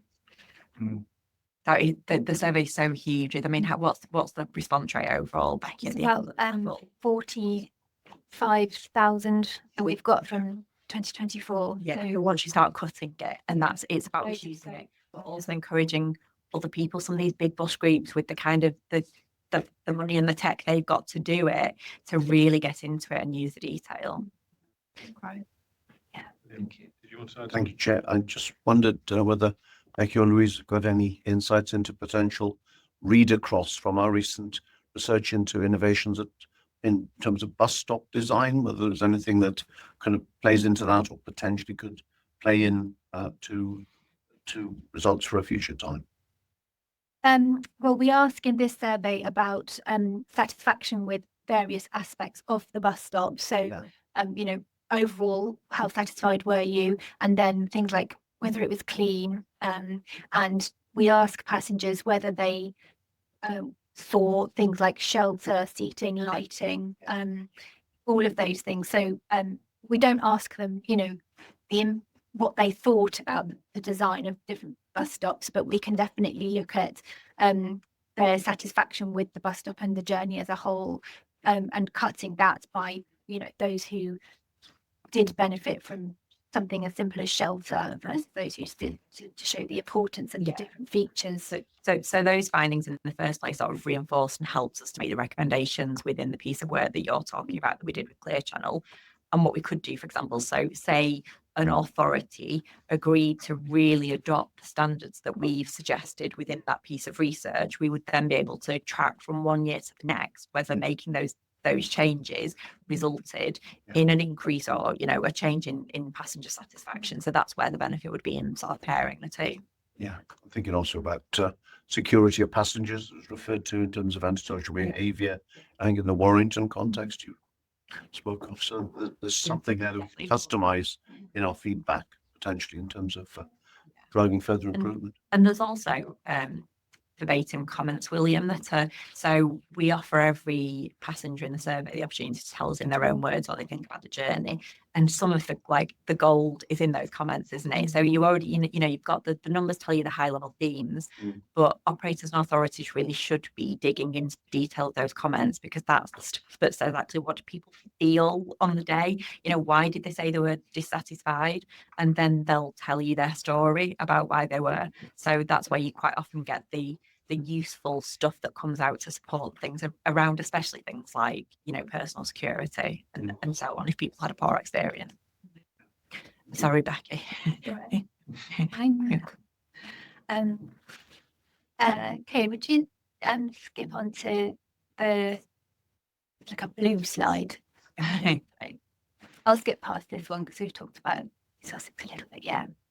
So yeah, that was really, as I said, just a flavour, a snapshot of all of the data and results that we can dig into, you know, to use this data in lots of different ways. But we thought we'd just end on some of the things that we're doing at the moment to get these results and findings out there and get them used by the different local authorities and operators, etc. So there's a few things we're doing at the moment. All of the engagement manager team are all out with their own stakeholders in all of the different local authorities and speaking to operators in those areas as well, kind of presenting these results and sharing some of the case studies from areas that have done particularly well, or those areas in fact that haven't done particularly well, but where we've identified challenges and what's being done about those. So there's loads going on at the moment about that, kind of all on the ground.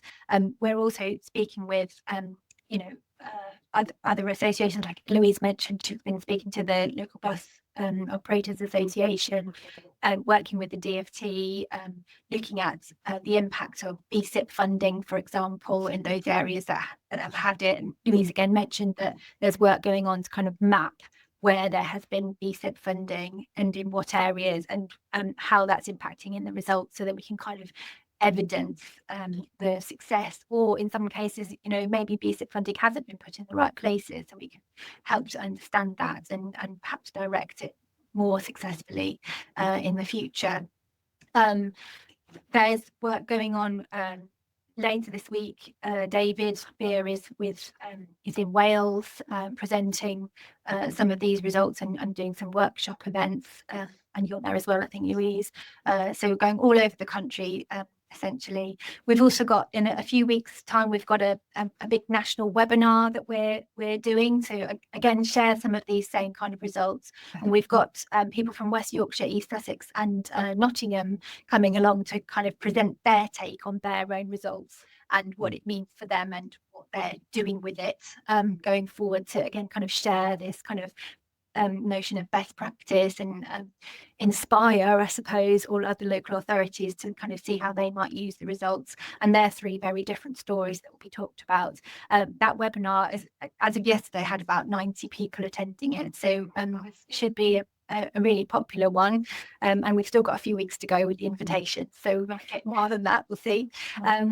Yeah, other events, including we're going to be at the House of Commons, hopefully in the next couple of months, we're engaging with MPs specifically to get their buy-in to the survey and potentially get some downward pressure on more local authorities to take part in the survey from 2026 onwards, make it bigger and more useful to more local authorities. So there's lots and lots going on. And if we skip on to my final slide, just a quick note on the 2025 survey. So I've showed you the results from the 2024 survey, but we're already underway with this year's survey.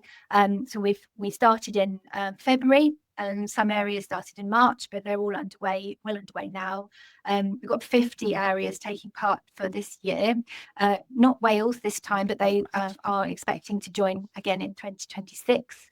But we've got 50 across England and Scotland, so we're already a little bit bigger if we think that Wales will join as well, but next time than we were before.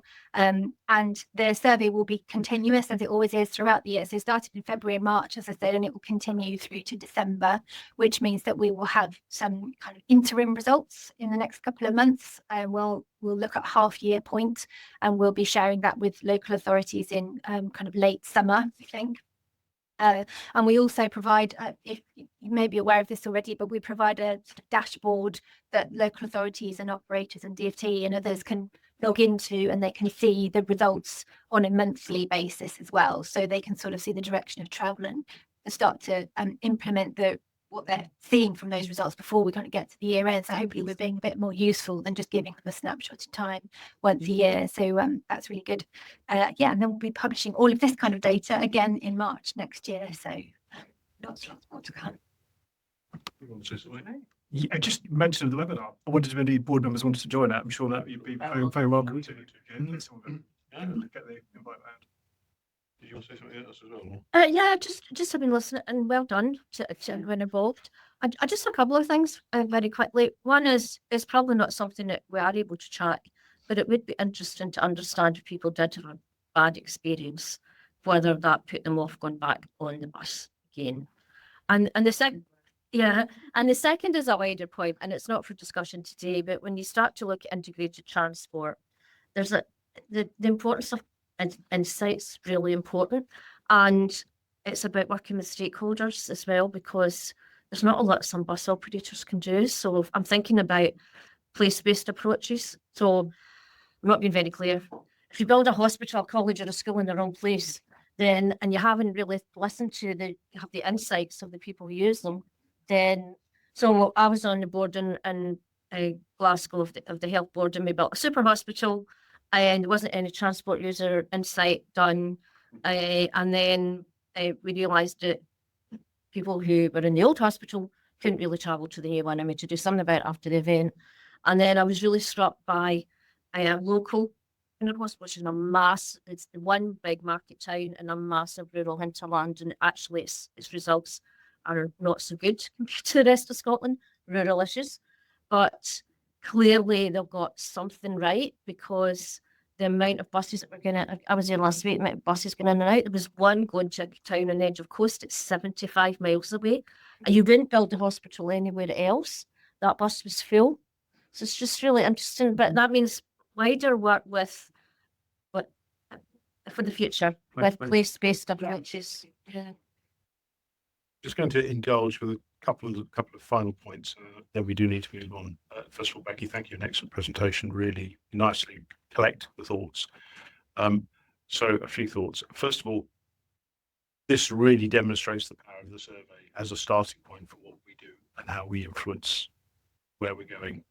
I think the second point is understanding how you use these surveys effectively, who you are trying to talk to, who are the influencers, who are the people who are going to make a difference to the services.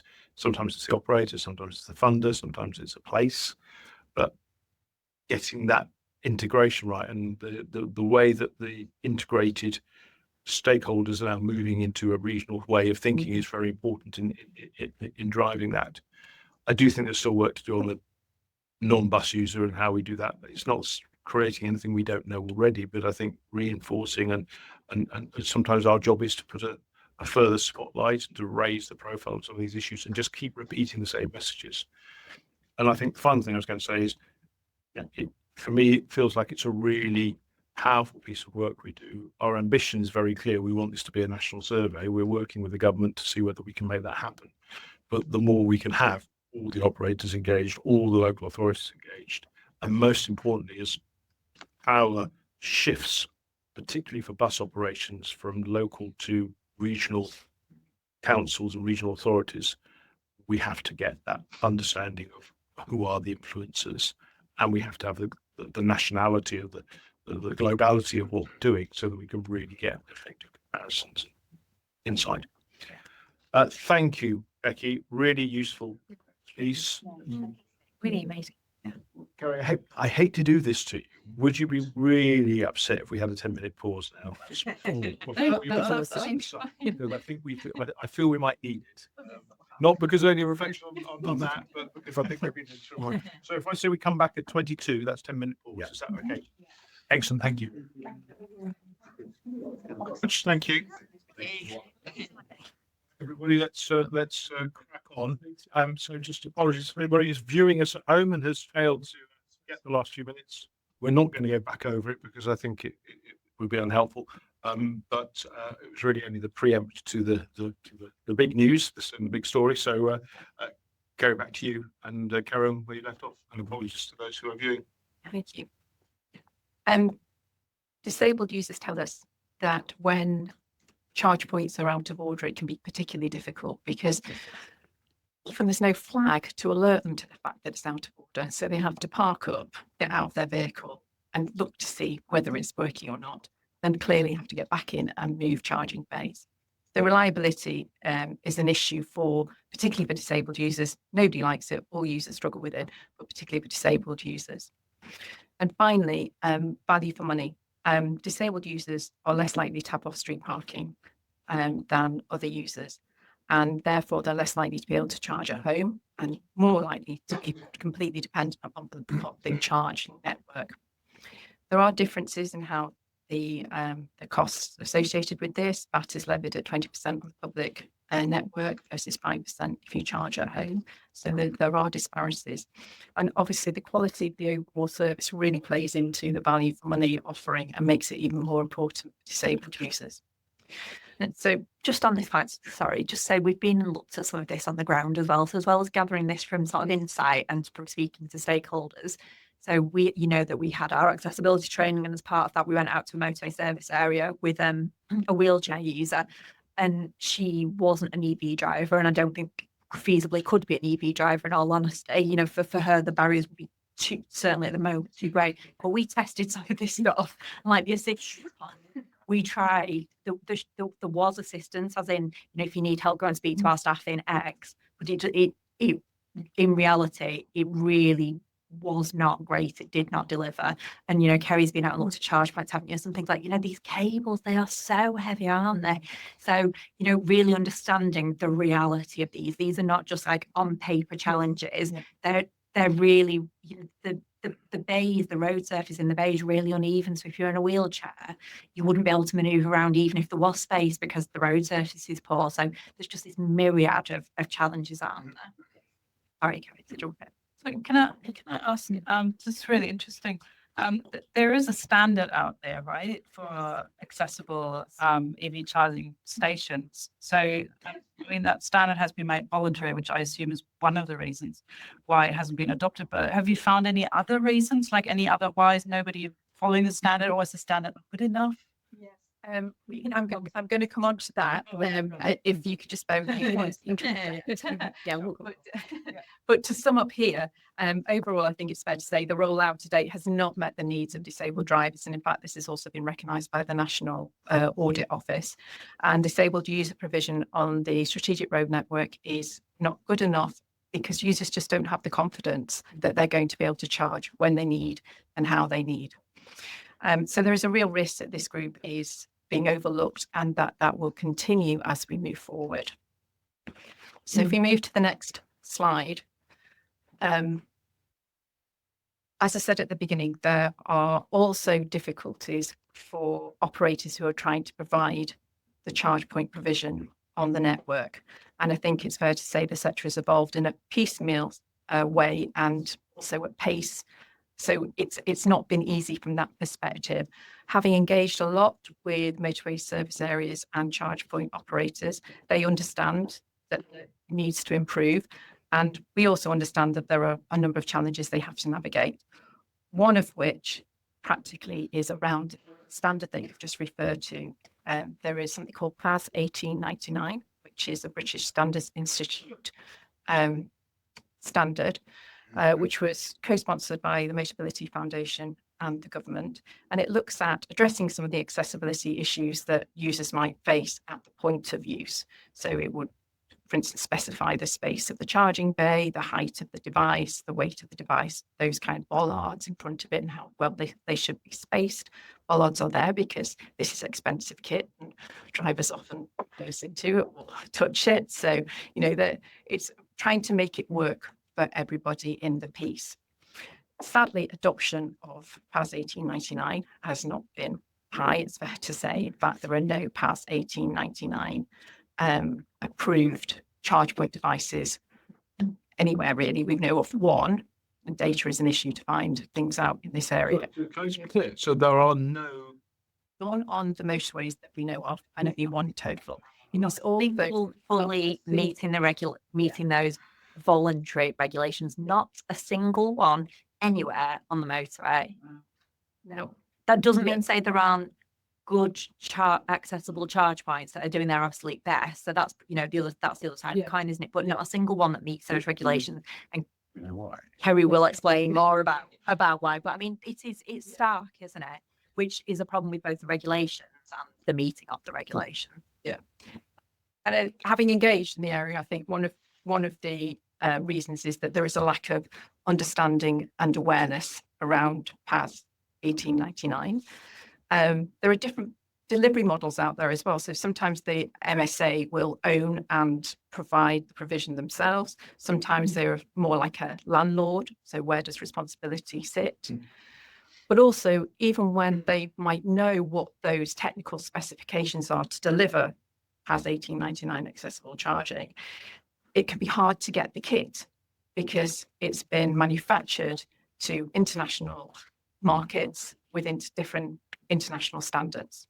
So even in those instances, it's been hard. There are other factors at play as well. Things like where the energy comes into the site may not be most appropriate for accessible charging, but then there is a complication about planning and getting it moved and how easy that is. So there really are a number of factors at play. And it's fair to say a focus has been on rolling out fast chargers to get coverage up and provide for all users. But we are in a situation where disabled users have been overlooked. And as the network rapidly grows, it's right that we have a look at how we can make a difference.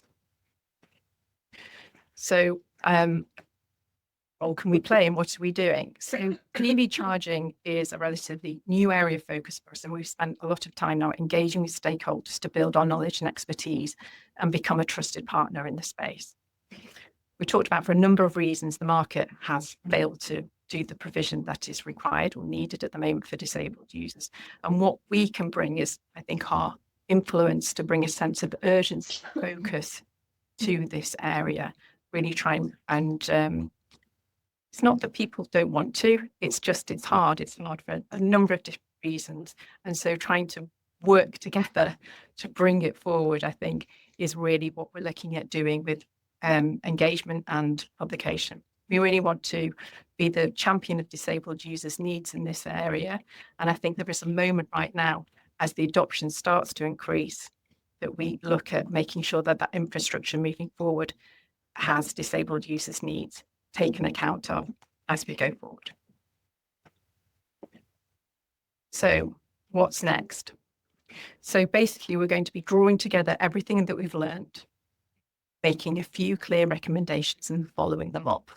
What does that look like? Well, we will be publishing a report highlighting the issues and the potential solutions and ways forward. We are working with disabled users. As Louisa said, one example has been going out with the disabled users, and we will be doing more of that to really bring it to life. It's one thing to see these things on a piece of paper. It's another thing to sort of accompany a user and live the reality of the challenges that they face when trying to charge. We're also looking to partner with spokespeople in the area, people that already have a good voice and respected in the area and already talk on these issues, to help amplify our messages and work with them to make sure, again, none of this is going to happen unless we do a joined up response. I think at the moment it has been quite fragmented, and it really requires a focus and an effort to make sure that these things happen. And finally, we're looking at there are things that need to happen sort of more short term and medium term, as well as longer term solutions. And it's how we understand what good looks like within those different timeframes and that context as we engage with partners to try and deliver something that is different to what exists today in this area. Wow. That's essentially. I don't know where to start. So thank you, Karen. Yeah. Really excellent presentation, very nicely put together. Others before I throw my tuppence worth. Anybody? Sandra? Yeah, sorry. Is there any interest? Have you found any interest in making that standard mandatory and anywhere? And also, how do you work with industry? Because they've got so many commercial pressures. As you said, it's a fragmented market. So everyone's fighting for market share and wants to get the biggest piece of the pie. So how do you work with those stakeholders? So the first thing to say is that the PAS 1899 is under review. We've yet to see finally where they land on that, but I know that work is ongoing at the moment. But we would expect that that would help drive adoption or compliance of those guidance, the standard. In terms of, for us, looking at the strategic road network, it's charge point operators and the motorway service areas. When we talk to them, engage with them, I think there is very much a willingness to work together and to change things. And it's not easy for some of the reasons we've described, but I do get the sense that there is a renewed push in this and enthusiasm in this area. I think there has been a focus on getting provision out there for all users to drive the capacity and coverage in the network. And I think now it is recognised that we need to bring everybody with us and that all users are it's more inclusive as well as greener moving forward. And just on that last point, there is some really good stuff happening. Like, I want to be fair here in terms of the impression we give you. Yes, people aren't meeting those standards, and the fact that they are voluntary and complicated and there are lots of technical difficulties is all part of that. But all the operators we spoke to, some more than others, but all are doing something in this area to try, and some have what they definitely consider fully accessible charge points and bays that don't meet the standard or haven't been assessed against the standard. So there are probably bays out there that, you know, will work well for some disabled users, but does it provide that real consistency and confidence? So one of the recommendations we might be making, we're still finessing them, aren't we? But it might be around like a database so that people can know in advance exactly what to expect and get that information. You know, you made the point about reliability. How do you let disabled people know in advance that a disabled bay that they're relying on is not working, a disabled charge point is not working, so that they don't waste their valuable time and energy coming off, potentially parking up and getting out of vehicles? So some of the things are not about the rollout of the provision so much as the stuff around it. And then the MSAs the motorway service areas are definitely our target stakeholder in terms of driving this initial round of improvements, because they're invested in it and we have good contacts with them. So realistically, the industry is way too big for us to try and target every single, charge point operator. We just can't do that right now. So we have to put our efforts where we're most effective. And that is looking at the motorway service areas, because that would provide a pretty much, countrywide, network-wide, reliable network of charging. So I think that's the first point for us. That there is interest in making the standards mandatory. A few people have said if they were mandatory, we'd have, they can't make a business case otherwise. How can, if you're making difficult decisions with your money and it's a mandatory standard, it's very easy, isn't it, for your shareholders to say, no, actually don't do that. Mandatory as well, it sort of levels the playing field for everybody. Everybody has to comply and spend, put the same effort in. Keith and then Tricia. Yeah, thanks for the presentation. Really, really good. And I think you kind of covered what I was going to ask. But it seems to me one of those classic cases of infrastructures being rolled out at pace because there's a market that's growing. Nobody is paying much attention to whether that's accessible to people generally, let alone people who are disabled. And I think some of your reporting that you done elsewhere shows that, the weight of the cables and the various other things are a problem for many people, not just people who would recognize themselves as being disabled. But but actually, if you look at, and this standard I think it was 2022, so it's not new, it's been around for a while. But actually, if you look at it, it's one of those things that people think, oh, this is for the disabled, dreadful approach to kind of categorizing people, when in fact this would help many people, because it covers not just design, location, etc., but signage, how you use it.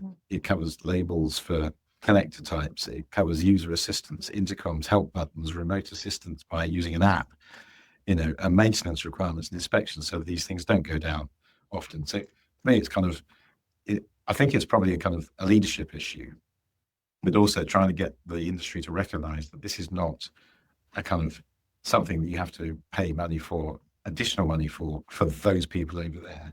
This is stuff that you're investing in to make it so that people generally who would use charges do not experience those problems. So it's not something for the disabled. It's actually something for people to be able to use this new technology for many people, which is quite anxiety inducing in itself. I mean, I don't have a car, but there's an electric car. But the thought of driving somewhere and then plugging it in. Historically, I'm used to kind of putting petrol in, but that in itself is an issue. So I don't know looking at what next and what our role can be, apart from convening, and apart from trying to get an understanding of that having a compulsory standard levels the playing field. That there are elements of this. If you meet it, you might not get the kite marker I think exists out there, but if you meet that, you are helping everybody, whatever their situation is, and that just seems to me to be that's the business case. It's not do we spend money on something for these perceived small number of people who will benefit from it, which is completely wrong. No, you're completely right. I mean, there's loads of overlap between what we found talking to disabled users and exploring this in more detail, and in what we found in the other piece of work Kerry referred to that'll come out later in the year about seamless charging for everyone. It's the point you made, Tricia, isn't it? About, these innovations will make things better for everyone, making it just easy to use. Yeah.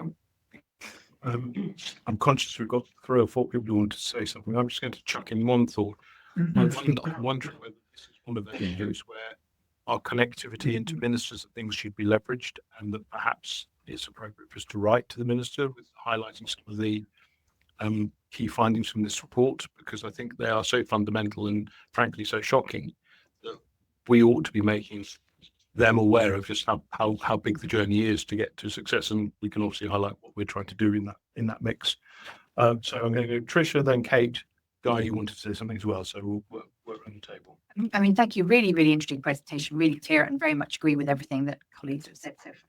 I mean, I think the context of this is the sort of long-term ambiguity on whether provision of charging points is just a kind of customer service or a commercial market. And that's kind of that kind of market design thing is underpinning all this sort of inconsistency.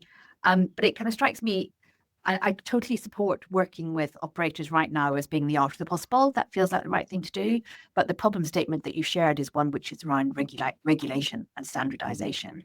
So I think I would just test the balance of effort between working with the system you've got now and trying to kind of rebuild the system. And I guess reflecting this is a heavily regulated activity already in many, many ways. So regulation should not be scary here.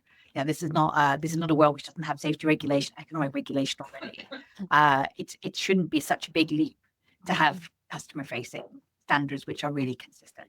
And then, sorry, the second piece, so it's a bit of a long question or long reflection, is who are our allies on this? So I agree with Nigel that the route into ministers is a great transport focus asset here, but who are we playing with as kind of co kind of owners of the case for change?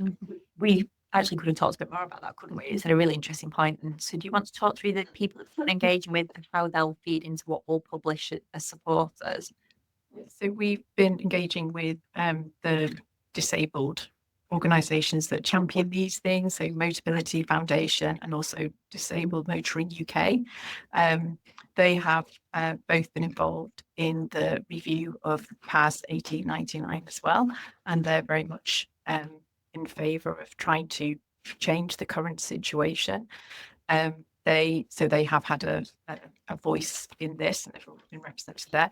We have engaged with them and worked with them to understand their views as well as what is possible. Similarly with our engagement with this MSAs, who we do have very good relationships with as well. So I don't know if you want to Also, build on that. Transport for All, OZ, the department. Honestly, we've been on a roadshow of engagement, and this again, we were talking about this earlier, weren't we, about how our work has kind of moved on from being focused on publishing a report. This has been all about engagement because we've been gathering the evidence, but also influencing along the way.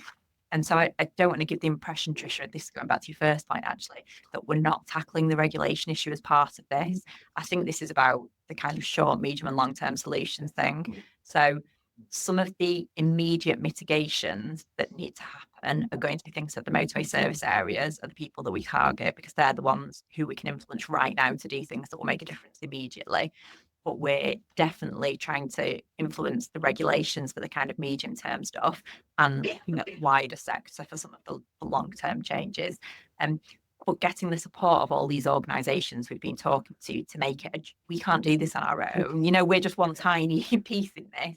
So it really is about harnessing the power of those other organisations. So one of the things we're doing is offering lots of them an opportunity to put a bit of a kind of a quote or a statement in the report we publish, backing what we're doing. So it will kind of to keep the momentum going, hopefully. That sounds great. Thank you very much. Kate. Yeah, I just had 2 points, I guess. So on the first, I know that we know this in the data, but I just want to make sure that we express this in our imagery and outputs, that disability is not just people sitting in wheelchairs. And I think that while we know that in the data, a lot of the people that we're influencing and talking to, the first thing they think about is someone sitting in a wheelchair. And I think that there is a real uphill battle in understanding the scope and spectrum of disability and in understanding how that might translate into vehicle usage. So certainly when I was at RNIB, the standard assumption of everyone was that no one with sight loss drove at all. And that is not true. Everyone around this table wasn't aware of that. So I think, and actually, as we start to get really clever cars, then the scope of disabled people being able to drive independently will increase. And so I suppose when I saw the imagery, I was a bit like, I know that we know it, but we need to make sure that we know it as well in what we're doing. It's a good point, Kate. I know you've got another point to make as well, but we've had some interesting conversations with stakeholders along the way about things like, say, neurodivergence, where they've been completely like, oh, but surely no one with that would be driving, or no one with that, and it's like, actually, and so I think harnessing maybe it's a good point where we don't currently capture that. We do make the point about broader accessibility, but maybe capturing some of the stats about the disabilities that might go, be a bit less visible to stakeholders would be powerful. So I think just in general awareness of it is very low. The second thing, and this is going to be my second board meeting where I decide that Waze is the answer to all the problems, but half of this problem is infrastructure. But half of it is information. And I say this as an electric car user. Even as someone who is not disabled, the information is so fragmented, it's absolutely mad. It's really unhelpful. And I love my electric car and I wouldn't change it. And we go on lots of long motorway journeys. I'm a really intelligent person. And sometimes I'm sitting in the car with my husband's phone, my phone, the Tesla list of superchargers, triangulating information to work out, okay, well, that's a supercharger, but what's the likely busy, it's absolutely insane. And it feels like for me that we're probably not far off technology being able to solve the problem, because the individual operators aren't going to. And for things like whether there's a queue, whether there's an accessible charger and what that accessibility looks like, whether things are out of order, the only information that is ever going to be valuable is user generated live information. And that is only ever going to be mass available via either Waze or Google.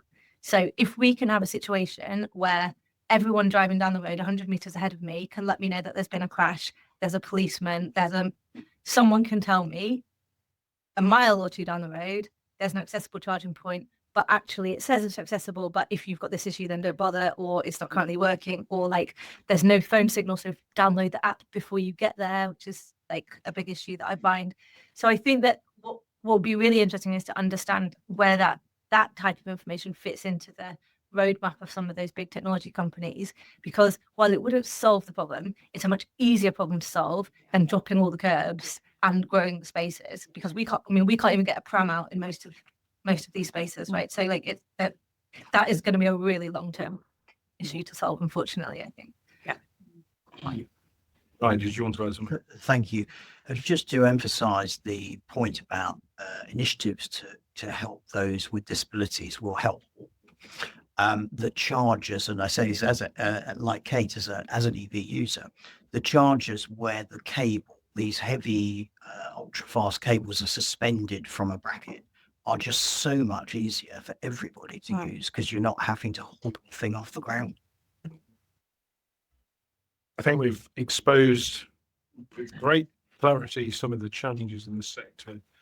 We've got to think very carefully about our role in helping to drive things forward, which you're doing. I thought it was a really excellent presentation, Kerry. Thank you very much. Not much else to say, but lots of work to do. So thank you, and very enlightening. Thank you, Kerry. Yeah. Right. Now we're going to do a sector shift. We've done bus, we've done road, we're now going to do rail. Guy and Natasha, sorry, wrong pointing, wrong direction. Natasha, do you want to lead on? So, thanks, Nigel. So this section is reflecting the work that we've been doing under Business Plan Objective 3, which is about improving passenger experience during disruption.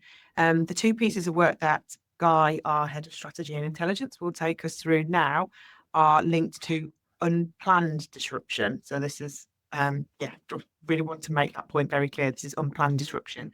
And the two things, I won't steal Guy's thunder because they've done a fantastic job of pulling the slides together, not only leading the work, but you'll hear more in a second. The two call outs I just wanted to say was the first piece of work, I think is a great example of collaboration, not only across the industry with colleagues within Network Rail and GWR, but also with our own internal teams. It was a huge coordination of colleagues who, some quite new to the industry, that gave them a real baptism of fire, getting out and about on the ground, shall we say, to really see what it's like from a passenger perspective during disruptions. Just wanted to call that out.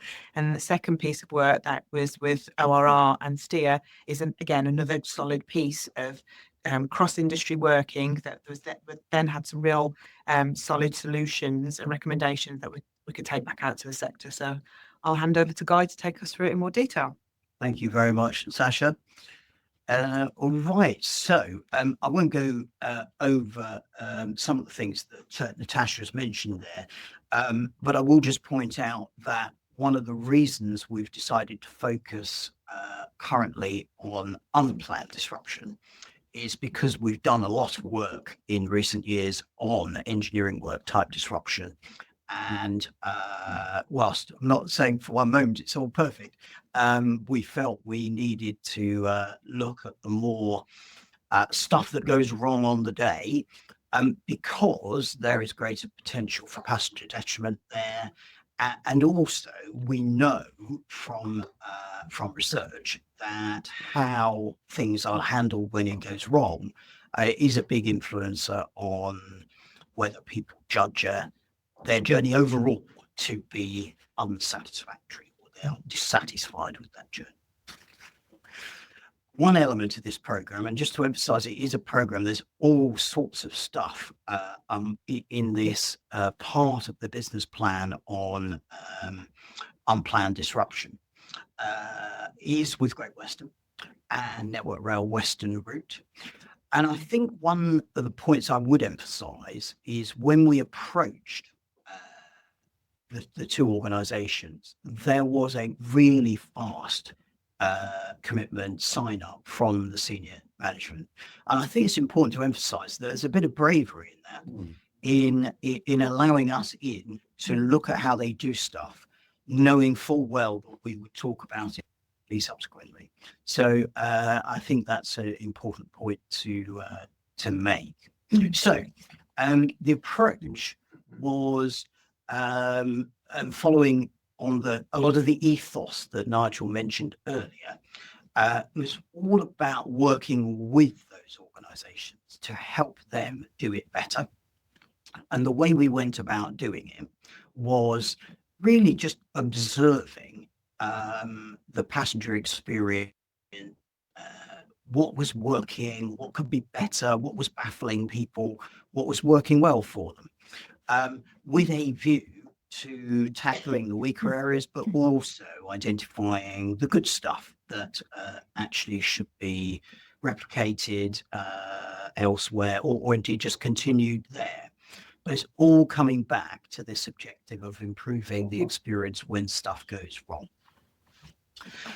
I think it's important to just note that because of the work that Transport Focus has done in this space over a number of years, we know the importance of information in the experience when something goes wrong, and that is all about accuracy, it's about timeliness, clarity, usefulness of the information, and also consistency across the various channels where you might come across that information.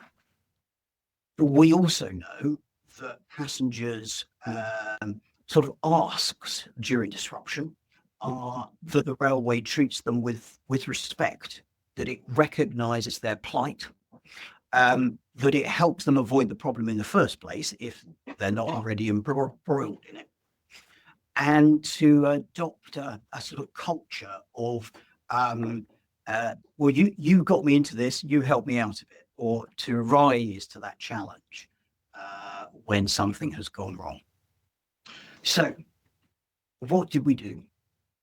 Well, as Natasha has mentioned, we across the whole organization, and it really was a lot of people involved in this, we actually went out on the ground and we observed at Paddington and Temple Meads in Bristol, online in terms of the information, but also the social media interactions, and in control. Now, the railway in the railway, the control is where it's not signalling, but it's where decisions are made about what is going to happen when things go wrong.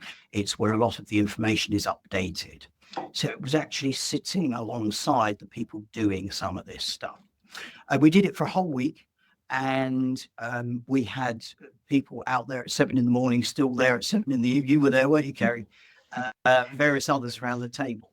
And it gave us not just an insight into what was working for passengers and what wasn't, but also an understanding of why, and in particular that ability to almost triangulate what was going on in control with what we were seeing on the ground and what passengers were experiencing. And crucially, if we want to do anything about it, giving us some sort of hints as to what needed to change to address some of those things. Thank you. So, these are the very high level conclusions. There's masses and masses of detail behind this, but boiling it all down, we felt, and there's one here for the sort of overall information experience. There's one for Paddington, or two for Paddington really, and a point about Bristol Temple Meads. We felt overall that there needed to be a plan to substantially improve the quality and the consistency of the online information, which of course is used for all sorts of other purposes. So almost every other bit of information is derived from that. So it has wider benefits than just people observing it online. To really nail those things of accuracy, timeliness, consistency, and usefulness. We felt that at Paddington, there are a couple of things that needed to change. That the please wait, which seemed to be strangely unique to Paddington, it possibly isn't literally unique, but it's not the norm, which was displayed on the main departure screens on the concourse, was leaving people with no real clue as to how long they were waiting, why they were waiting. I know, Nigel, this is something that you had experienced personally. And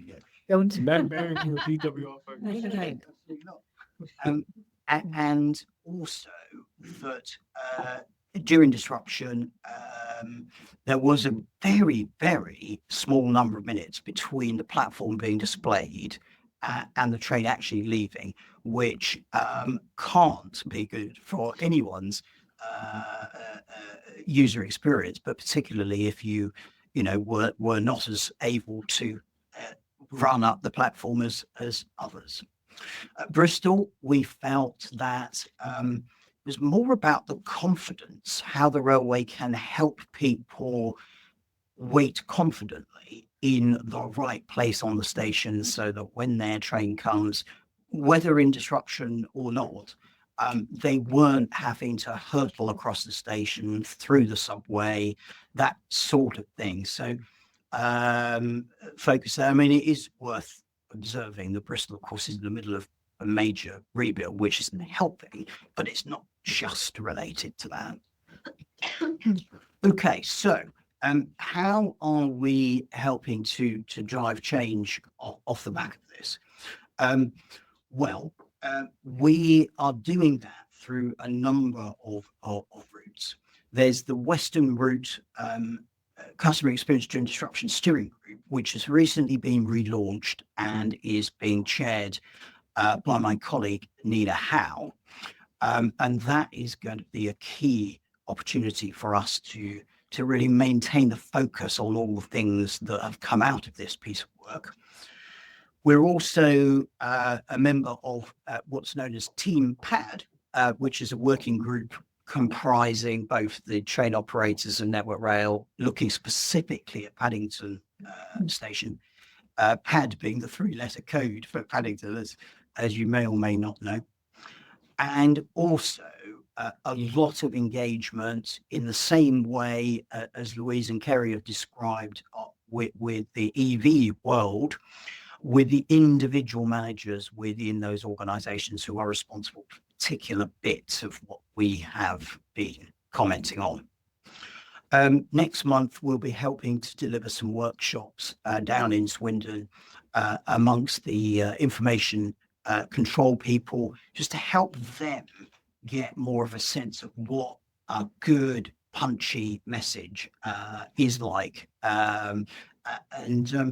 Sort of help them on that journey. So what have we achieved so far? There's one significant achievement so far, and it may sound quite a small one, but actually for the pace of things that change in the railway is not usually this quick. So it's quite pleasing to have achieved this. It's that please wait message, where we'd observed that it was just not helping people understand what was going on. So it either has or is in the process of being replaced by either on time, or the train is expected at whatever time it's expected at. And if it is delayed and there's no clarity about the length of delay, that is when delay will be posted. Great Western and Network Rail did a little trial, only for a matter of 10 days or so. It went down well with passengers on one side of the station. And so they instructed the IT supplier to change it on the other side. I think it may now have been done on both sides. And I genuinely am not convinced that if we hadn't done this exercise and hadn't challenged through that Team PAD thing, where we picked at the perceived wisdom that the system was not capable of supporting what we wanted it to do. If we hadn't challenged the IT people to go away and explore the art of the possible, I'm not sure it would have happened, and certainly not as quickly. There was an assumption that it would have to wait until the system was renewed in 2027, assuming that it was funded, for anything to change. So really pleased about that. So the next slide just gives you a bit of an example of the difference here. And these are small things, but they really do matter to passengers. Previously, on the left-hand side, you will see this was the period where one side of the station was showing the old way and the other side was showing the new way, where it just said delayed. And now you'll see on that Cheltenham train, it's actually showing, well, it's actually only delayed by 5 minutes. So you can relax, you don't need to panic. And if you look at that Great Malvern one, in the past, it would have simply said, please wait. Now you've got the clarity that that train is on time. You don't need to worry about it. So simple stuff, but pleased to have achieved that. Can I just jump in there on that particular point, Guy, if that's okay? So whilst Guy says this is simple stuff, and you know, on the face of it, it is. This, we posted this on our LinkedIn about the trial that was happening, and this was our most engaged post in the last 4 years. This post reached over. It had over 13,000 impressions, which is really, really high, and it was recognised by the customer experience director at GWR. Colleagues from Network Rail commented it on as well. So it's just a really good example that people out there do really like the content that we share that shows on ground activity and where we're making a difference. So I just wanted to put that in there. Good stuff. So next steps. I mean, we are still, we're in very early stages of driving the change here. So we will continue to do that using the various forums and others that will present themselves, no doubt. We're going to publish in due course a short summary of what we did and what we've achieved. And we're also in the process of engaging with ScotRail and Network Rail Scotland, who are equally keen to do something similar with us later in the year. So, and thank you all to those of you in the room who took part in that week. Thank you. Thank you, Guy. Really helpful. We're going to use Chair's prerogative to ask Scott to make a couple of comments. Firstly, thank you. I think if you wanted a sort of a single demonstration of the change of approach of Transport Focus, this feels like it's a good one. You know, we don't write a report and then do not much. We literally get in there on the ground, we work out what's not working, and we try and do something about it. It has an impact on the passenger directly, hopefully more as time goes by, and it has the capacity to be rolled out in a wider format, which is equally important. So I think there's so many lessons to take from this one in terms of why it is symptomatic of what we are doing differently. I think the second thing, there's one question that is hanging in my head, which is on the first or one of the early slides, you talked about the things that came out from your research, of which the top one was information and web type access data, online data. We don't really cover that in what we're doing about it, and yet it feels like it's the most fundamental one and the most systemic one of the lot. And I just wonder what more we can do to get at that. A plan is needed to actually improve quality and consistency of online information. Apologies if that wasn't clear. The workshops down in Swindon, actually working with the staff who are crafting these messages, that is absolutely fundamental to driving change in that area. And are we sharing this work with GBR, given that they are going to be the guiding mind for this going forward? Very much the sort of good practice side of this, we will certainly be doing that, yes. Yeah. Okay. Right. Tricia. Yeah, I think this is great work. And it's just a really good example of making change by doing something different. So I completely agree with everything that Nigel said. I guess what I'm looking at is how we get systemic change and how customer insight drives the IT system rather than the IT system driving the customer insight. Okay, so I guess that's my key point. I have to say, this is fantastic work, okay, and it's really making a difference. But we're talking about basic customer information that's provided in other industries. And before I knew this work was going on, I think it's fantastic. But before I seen today's presentation, I saw they were on LinkedIn with the other project they're doing, customer information, and it's really good work. But it's saying, here's your bus replacement service, here's where it'll be and where it'll leave on the screen. And I have to say I was underwhelmed because That should be happening. People should know where the bus replacement service is, and the screen should say where it is and when it's leaving. So it's basic customer information. So I think this is great work, but I'm underwhelmed that in an industry like rail, that we're actually looking at what is sometimes basic information that would be done well in other industries. So I think if we can get ahead of the game with the GBR piece, I think that's really important, because the wrong things are driving what's happening here. So I completely agree with that, and I think it is absolutely telling us what we sort of know, which is that we've got a long journey to go Yeah, in terms I of wasn't- rail improving, both in joined up with this, and I had a classic example yesterday. I had to take my aunt to the station to go to Diss from Chippenham, which is a long old journey with a London change. She's 78, she lives in Australia, so she doesn't know her way around. Her train was cancelled, and so the rigor I had to go through to get her on the next train, I went to see the people at the station to say, could you help?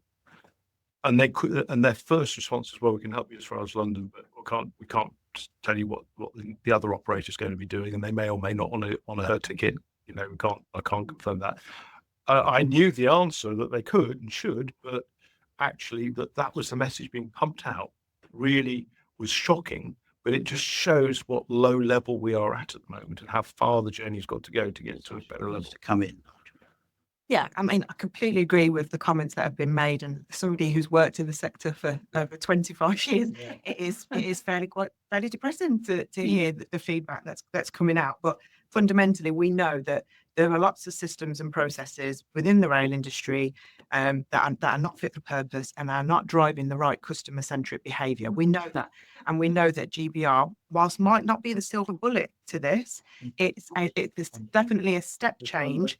It's fundamental. It's a step change towards refocusing the whole system to be more customer centric. And we are absolutely having those conversations with anybody who will listen, who's able to influence what that new sector design looks like. And whilst this work might feel, yeah, it should be happening, you know, turn up and go should be reliable, but it's not. So the more that we can do now to help try and improve the basics and get those right will put us in a really strong position for as and when GBR is ready to stand. I think if I could just add one observation, it's not all about the IT actually, Tricia. It's a lot of it is about the humans and you know, and the training. So, That needs to change too. Kate, were you? Sorry, Tricia. So just quickly, because it follows, I think, neatly onto what Tricia was saying. So a really nice presentation, and I totally agree that the impact of being on the ground, doing practical problem solving in a real world is sort of fantastic. I mean, at risk of being optimistic, I mean, I also very much agree that there's an opportunity here as well as a risk.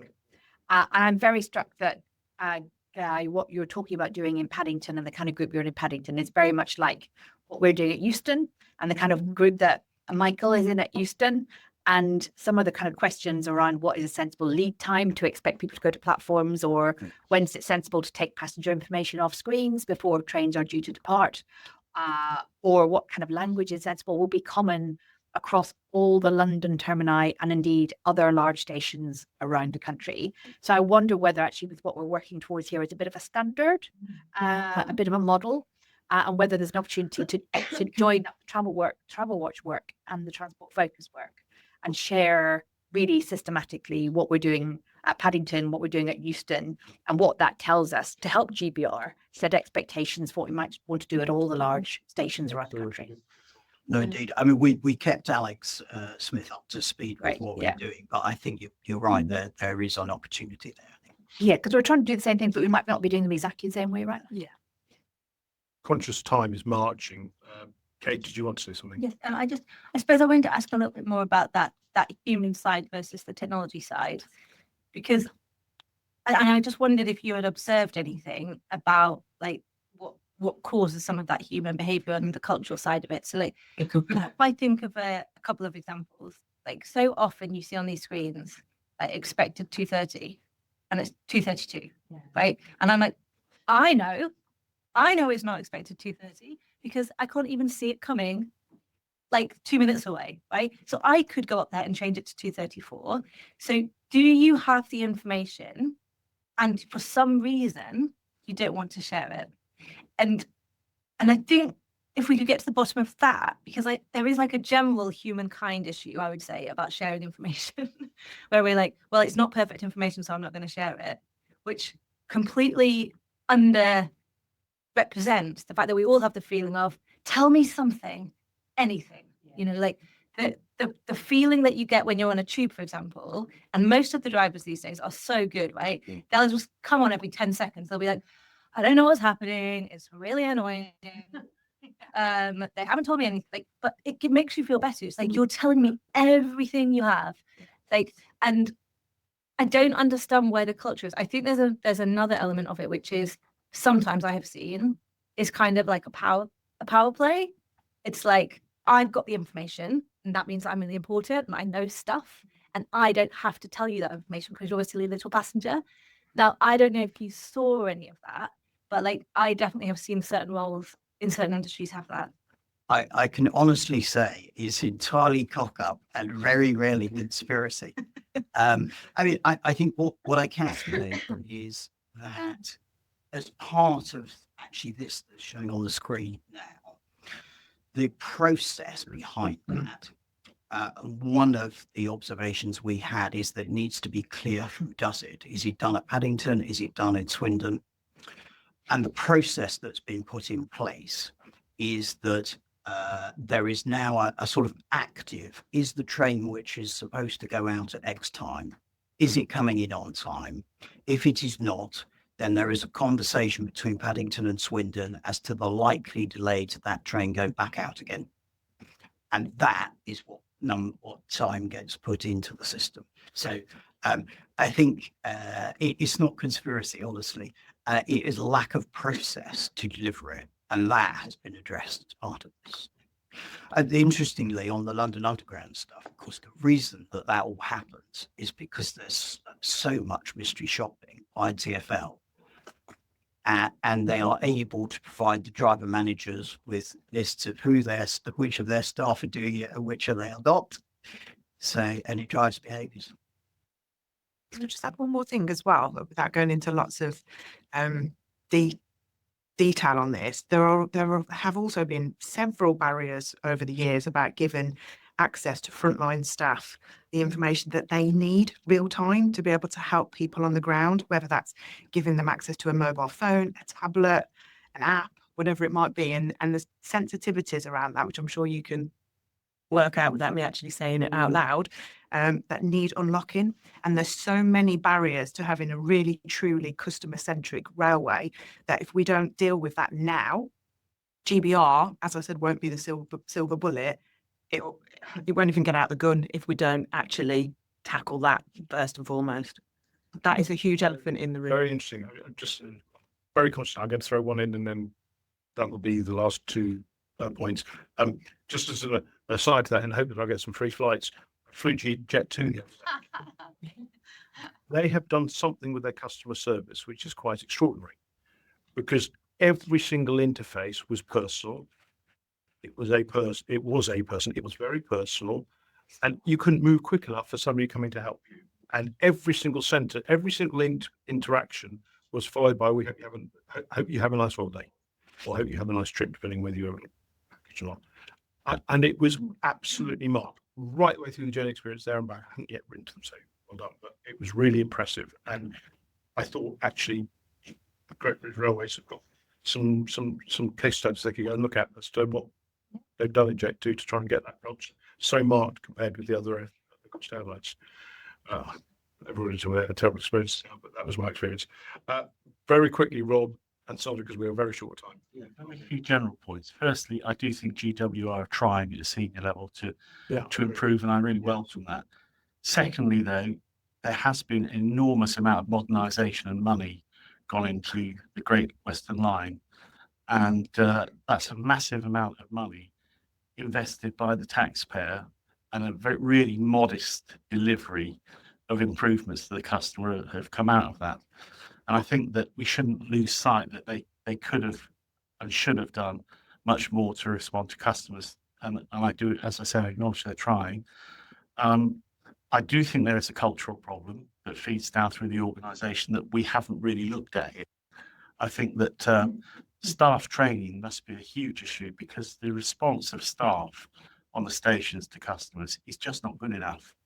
And I think that that is something maybe we should be pressing more on if we can. And I just think that there's one other thing. It's about the sort of the disruption that happens. It's after the investment, it got better, but it's got a lot worse in recent times. So the old track fires and signal problems will all come back very quickly. And I just wonder why we haven't sort of raised those issues with them, because I think we should have done. I mean, I think on the latter point, Rob, quite simply because this piece of work was about how the disruption is managed as distinct from why it happened in the first place. Sure. I was sort of speaking, as I said at the start, in a broader context about some of the bigger problems. So from what I see and hear, I think we are engaging quite heavily. Nina continues to get engaged and others are engaging, but it is a structured piece that needs, I think the point you're making is about this structured approach to some of this stuff and how we, in a structured way, engage. All of that, I think, is what is coming out from some of this work. And we've got to think through, and we are thinking through how we now turn this into systemic change rather than local change. And that's, I think, the balancing act that we've got to try and work on in the next year. And it's all about, we've made some steps, but we've got some bigger steps to make still. I'm going to, Sandra, did you want to say something? I just wanted to just very quickly pick up when you said systemic, you said cultural change, you said systemic, and I wanted to follow up on that we really have to reflect on how can we get in earlier there, because these ecosystems keep evolving and we can never start from scratch and do a proper co-design process. So how can we reach the people who create these ecosystems today and tomorrow and the day after? How can we reach them at an earlier stage, like when they're going through their training processes, education processes, universities, apprenticeships, courses that they need to do? How can Transport Focus get in there so that we're not forever chasing after these seemingly small issues that contribute to a really poor user experience? I think that would be an interesting project to have a look at. And not that, and I think we will look at this in June when we have our next discussion on this. Yeah. The next level of the sort of rail reform PSA piece has to be about how we can start to influence now that systemic change. So forget about organizations and structures, but how do we make the difference to to what is hitting passengers on the ground quickly, and that they get the maximum benefit out of GBR. Right, I'm going to call a pause to that there because we are really up against it now because I've badly chaired the meeting. No, we have to send it back later. That's my excuse. Guy, how quickly can you do stranded trains to give us? Well, I got. Well, you got 10 minutes. Okay, fine. That'll do. Right. So this is the same part of the business plan. This is as part of that program that I described before. And the reason that we focused on this is because being stuck on a train is one of the more significant types of disruption that you can experience as a passenger, and it can be quite serious. No, never pleasant, but it can be quite serious. Now, concern emerged back in the autumn of 2022 that there were more incidents happening, and the passenger experience was poor when they did happen. And just to give you a bit of a flavour of this, there are on average 1.8 incidents per day, and each incident involves 1.8 trains. So it's not something that happens once in a blue moon. Now those might not be stranded half the day, but in the way that the industry defines a stranded train, then that is the number that happened. So this was, as Natasha said before, a joint piece of work with ORR. To investigate the issue and make some recommendations. And as a starting point, we used the industry's own guidance, and we were essentially asking from a passenger point of view, is the guidance being followed, and is the guidance good enough in the first place?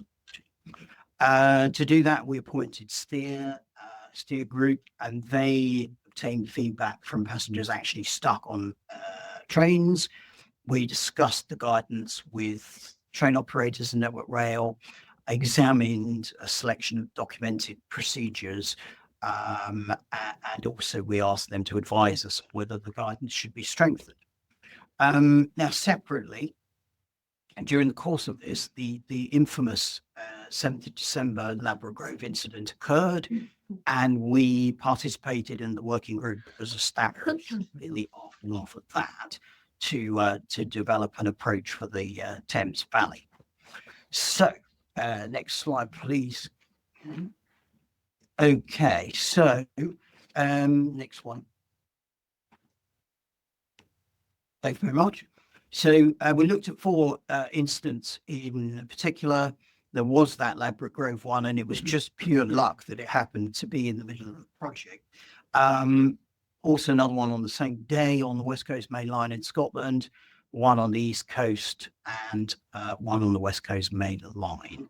And the way we were able to interact with the passengers was because either the train operator or the train line made introductions effectively to people that they had sold tickets to on those particular trains, and we invited them to fill in a questionnaire, and some of those people were then invited to a more in-depth interview.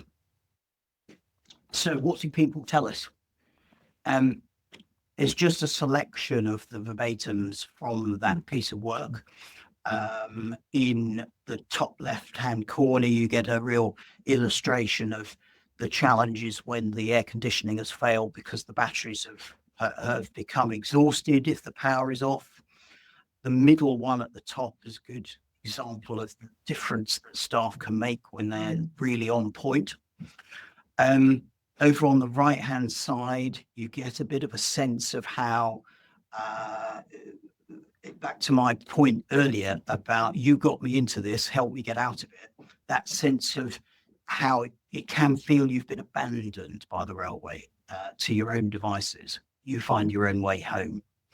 And then in the bottom left-hand corner, similar sort of territory, really, that on the importance of the onward travel bit. It's okay rescuing somebody from a train that's been stuck in the middle of nowhere, but you can't dump them at 2 o'clock in the morning, and you've got to help them get where they were actually trying to go. Right, next slide, please. Thank you. So I won't read all this out by any manner of means, but there were various findings out of this piece of work where, by and large, the had been embedded, but there were areas where either it hasn't been executed terribly well, or actually the guidance needed to be strengthened in places. One example of that was where around the pace really of the response, and the guidance said that a plan should be created within 60 minutes. And we felt that that simply wasn't fast enough, because on a fully electric train, if the power is off, the batteries will barely last 60 minutes. So at that point, the air conditioning goes off, the lighting goes into kind of emergency lighting, and the news don't work and all that kind of stuff. So that was one point. And this challenge around the lack of really thinking ahead to getting people where they actually wanted to go when you've rescued them off the train. Achievements so far. So with ORR in January, we brought industry senior leaders together to an event in Birmingham to present these findings and really get their buy-in to try to do something about it, which is really good. And in fact, there's likely to be a follow-up event to that. I was in discussion with ORR about yesterday. We've had significant influence on the revised version of that industry guidance, which was reissued towards the end of last year and came into force at the end of March this year. And the findings are reflected throughout, which is really, really good. and it's been improved in a number of areas, including around the pace, including around the focus on passengers with additional needs. In particular, emphasising that it's not just people in wheelchairs, it's all people with additional needs. Explicit that the guidance continues to apply until a passenger reaches their intended destination. It's not, right, now make your own way. And also there's an expanded section on the training, the competencies and the practicing of this stuff. Because although 1.8 incidents per day, most individual members of staff, it won't happen to very often. And they therefore need to be helped to know what to do when this happens. And we also successfully advocated that RDG should extend their original task and finish group, which was designed to do the rewrite or the update of the guidance, to take forward a number of initiatives in the current financial year, in particular around documenting good practice in doing this stuff. Thank you very much. Now, I'm not for one moment suggesting that we did all this. Most of the running was done here by MTR Elizabeth Line, but we were involved in the working group and we did help to shape what came out of that post 7th of December learnings in the creation of a Thames Valley customer experience plan for stranded trains. Snappy title, but very important. And MTR have done some superb stuff actually on the material that they've got to support frontline staff and the passengers when this happens. So ongoing work. We continue to belong to the task and finish group that RDG have established in this. And the reason that we felt that they should continue to run that task and finish group, but also felt that it was an appropriate place for us to spend our time, was we see it as a route to make sure that the good practice that's documented, well, A, it happens, but B, that it's genuinely good from a passenger point of view, including on behalf of those with additional needs. We wanted to be there to make sure that the maturity assessment program, which the industry is committed to, is sort of seen through to its conclusion. We wanted to make sure that there is sufficient focus on the onward travel arrangements. One of the things about the guidance note GN 49 is it doesn't really offer much in that kind of final stage of getting people where they, apart from saying you should do it, there's a bit of an issue there. We need to plug that. And then finally, to make sure that there is a real concerted effort to get the automatic generation of data on how frequently these things are happening, both from the point of view of sort of historic understanding, but also so that there isn't a danger that a control hasn't actually quite realized there is a stranded train on its patch. A lot of this stuff is manual at the moment, and NetworkRail are working on how that might be automated. We want to make sure that's seen through to its fruition.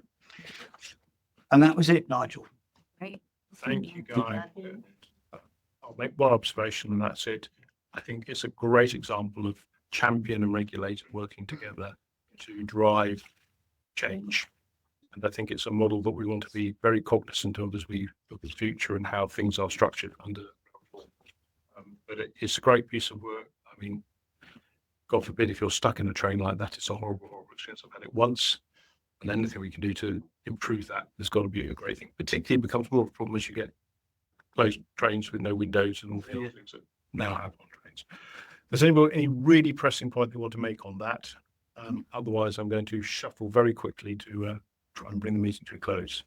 No, okay, good. Right, thank you, Guy. Brilliant piece of work. Please pass on thanks to all the team, both those pieces of work. Very, very good. Tricia, do you want to say just 2 words on nations and regions? Because it's a it's probably more than 2 words, but I'll be very quick. I guess it's just really important that that we clearly embed the needs and the priorities of devolved nations and regions in our work. And we're doing that. Things are changing, particularly in the English regions. And I think we've got a strong strategy developing there and emerging. So I think it's good to see.